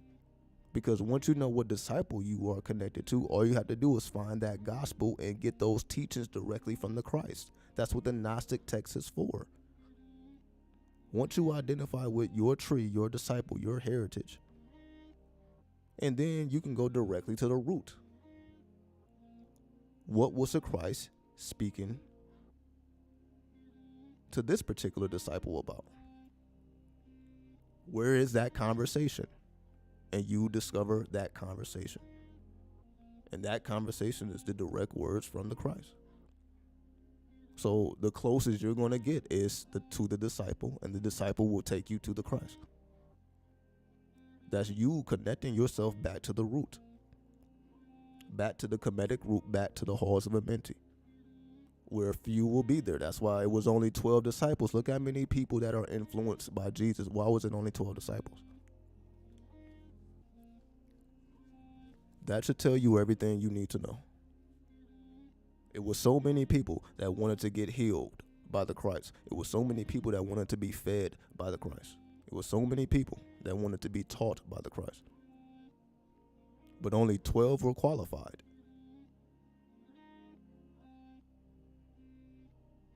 And of course, Mary. So we don't want to dismiss the divine feminine. Also Mary Magdalene. These were the only ones that were qualified to actually be in the midst of the Christ. It was only 12. So out of all the people that were influenced, out of all the people that were healed, after all the miracles, after all that, it was only 12 plus 1, the 13 that were qualified.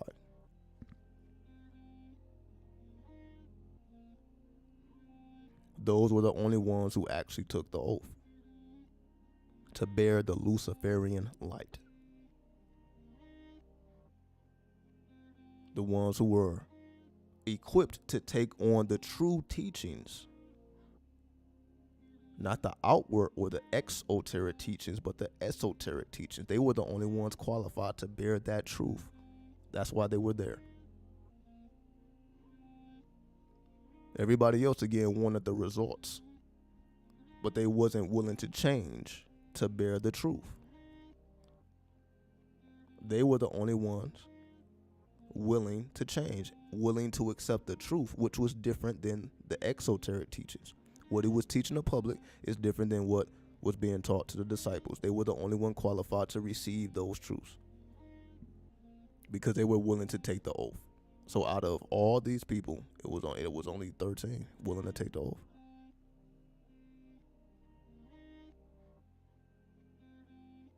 And then the most sacred, the most holy was Mary Magdalene. She was the closest to Christ than even the men.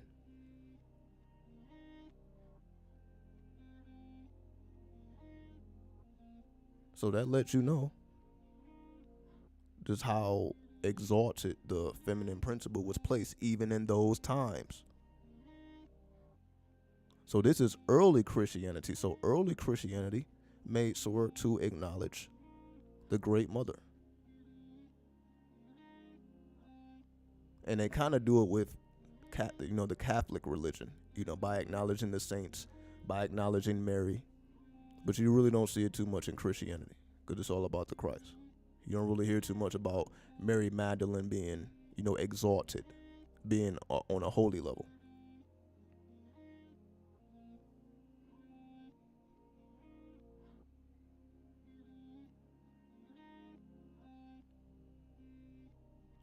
So this is the reality. This is how it's going to be.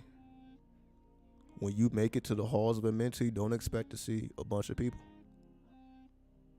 Don't expect to come into a room full of people that you knew. You may only see a handful of people, if that.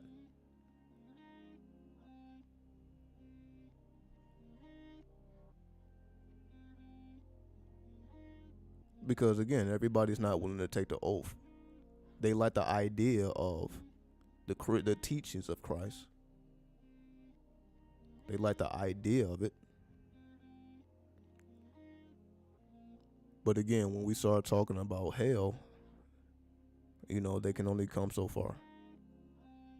They can only walk so far before they are psychologically challenged. That's the whole essence of the Knights Templar. The Knights Templar were accused of worshiping Baphomet. That just means that they were Gnostics.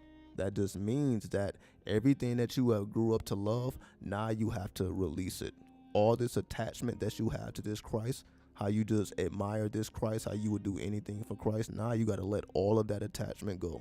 Now you got to spit on that cross. That cross that you have exalted this whole time, that you have put on the pedestal the whole time, now you throw it to the ground and you spit on it. That was one of the rituals of the Knights Templar. Everything that you put on the pedestal, now you must bring it to its lowest form. But this is a ritual. This is not because you're actually doing this psychologically. Can you handle that? Can you psychologically handle throwing that cross on the ground, breaking it, and spitting on it? Or would that break you? That's what the ritual is all about. Can you handle that? Something that you had put on a pedestal, can you now take it from its holy place and bring it into these hells?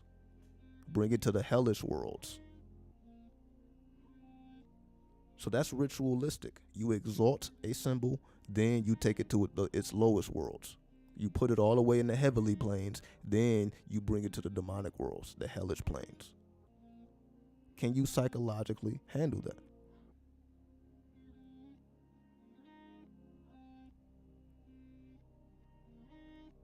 And this is how you know people are attached.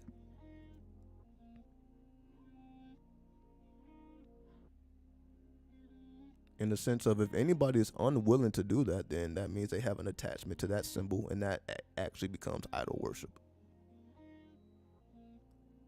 You're so attached to a particular symbol that you are unwilling to bring it to the hellish planes. See, some people exalt the American flag. Some people exalt the Christ. Some people exalt deities. But if you ask them, okay, take that cross down and piss on it, they'll look at you crazy. Like, yo, why would I ever defile something I hold so sacred? Because you're like, well, the point is the psychological detachment. You're not supposed to be like, you realize that you're so attached to this that now becomes an issue. You need to break that spell. Now you have cast a spell on yourself. That's basically what it is. You have cast a spell on yourself by exalting whatever symbol that you want to exalt.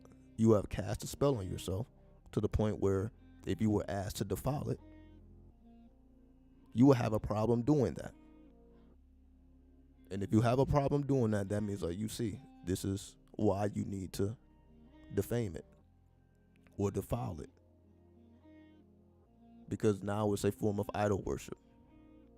Now you're giving something power over your own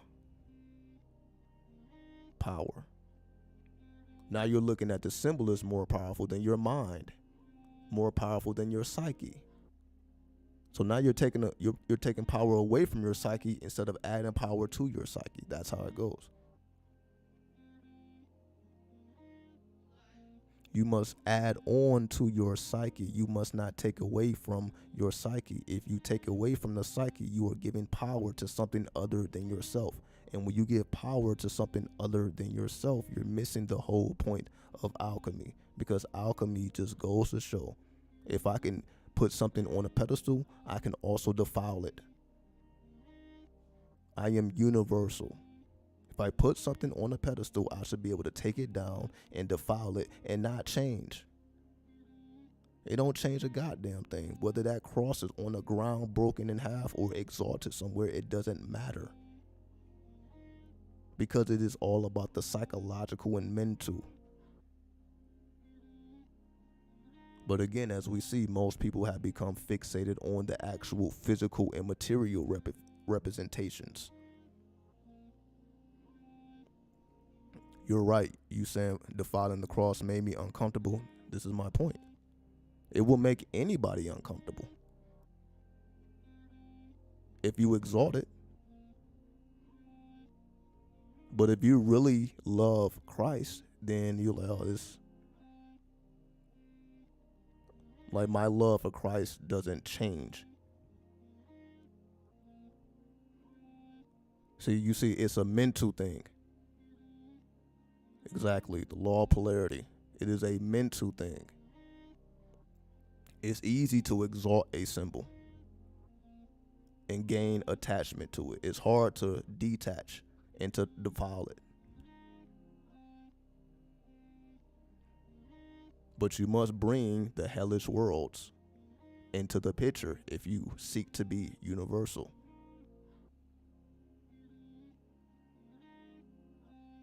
You must bring heaven and hell together if you want to be universal.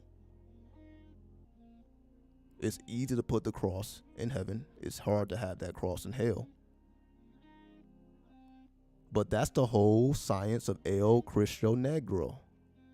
Because El Cristo Negro is the Lord of the underworld. So he represents the black Christ, or the Christ in hell, the burning cross. So there's a whole way of thought behind that. Some people look at the Christ as the Lord of the underworld. That is in the occult teachings, in the Latin culture. Not the mainstream, but the underground culture. So that lets you know that this is already there. This is already being played out. So some people believe the Christ in the heavenly aspect, but then there are others who believe in Christ in the hellish aspects. El Cristo Negro, the Lord of the underworld, is Christ in the hellish aspects. This just proves everything that I'm saying in terms of Christ is up there and down here. Christ is heavenly and hellish. And there's a whole culture that revolves around that. That's an Apollo culture. And Apollo culture is El Cristo Negro, the Lord of the underworld. Every deity bows to El Cristo Negro according to the Apollo system. So now the Christ takes the form of the Osiris, which is where the Christ came from anyway, because the first Lord of the underworld was Osiris. So now it connects those two because they are already connected anyway. Instead of Osiris being born without the assistance of a man, he created Horus without the assistance of a phallus. So these same concepts just repeat over and over and over and over again. So this is what it's all about. To be universal, you must acknowledge Christ in the heavens, but also Christ in hell. And I'm just using Christ as an example. This can apply to any symbol, any person, any place, anything, any deity. If you have a hard time seeing something in its heavenly aspect or hellish aspect, you got work to do.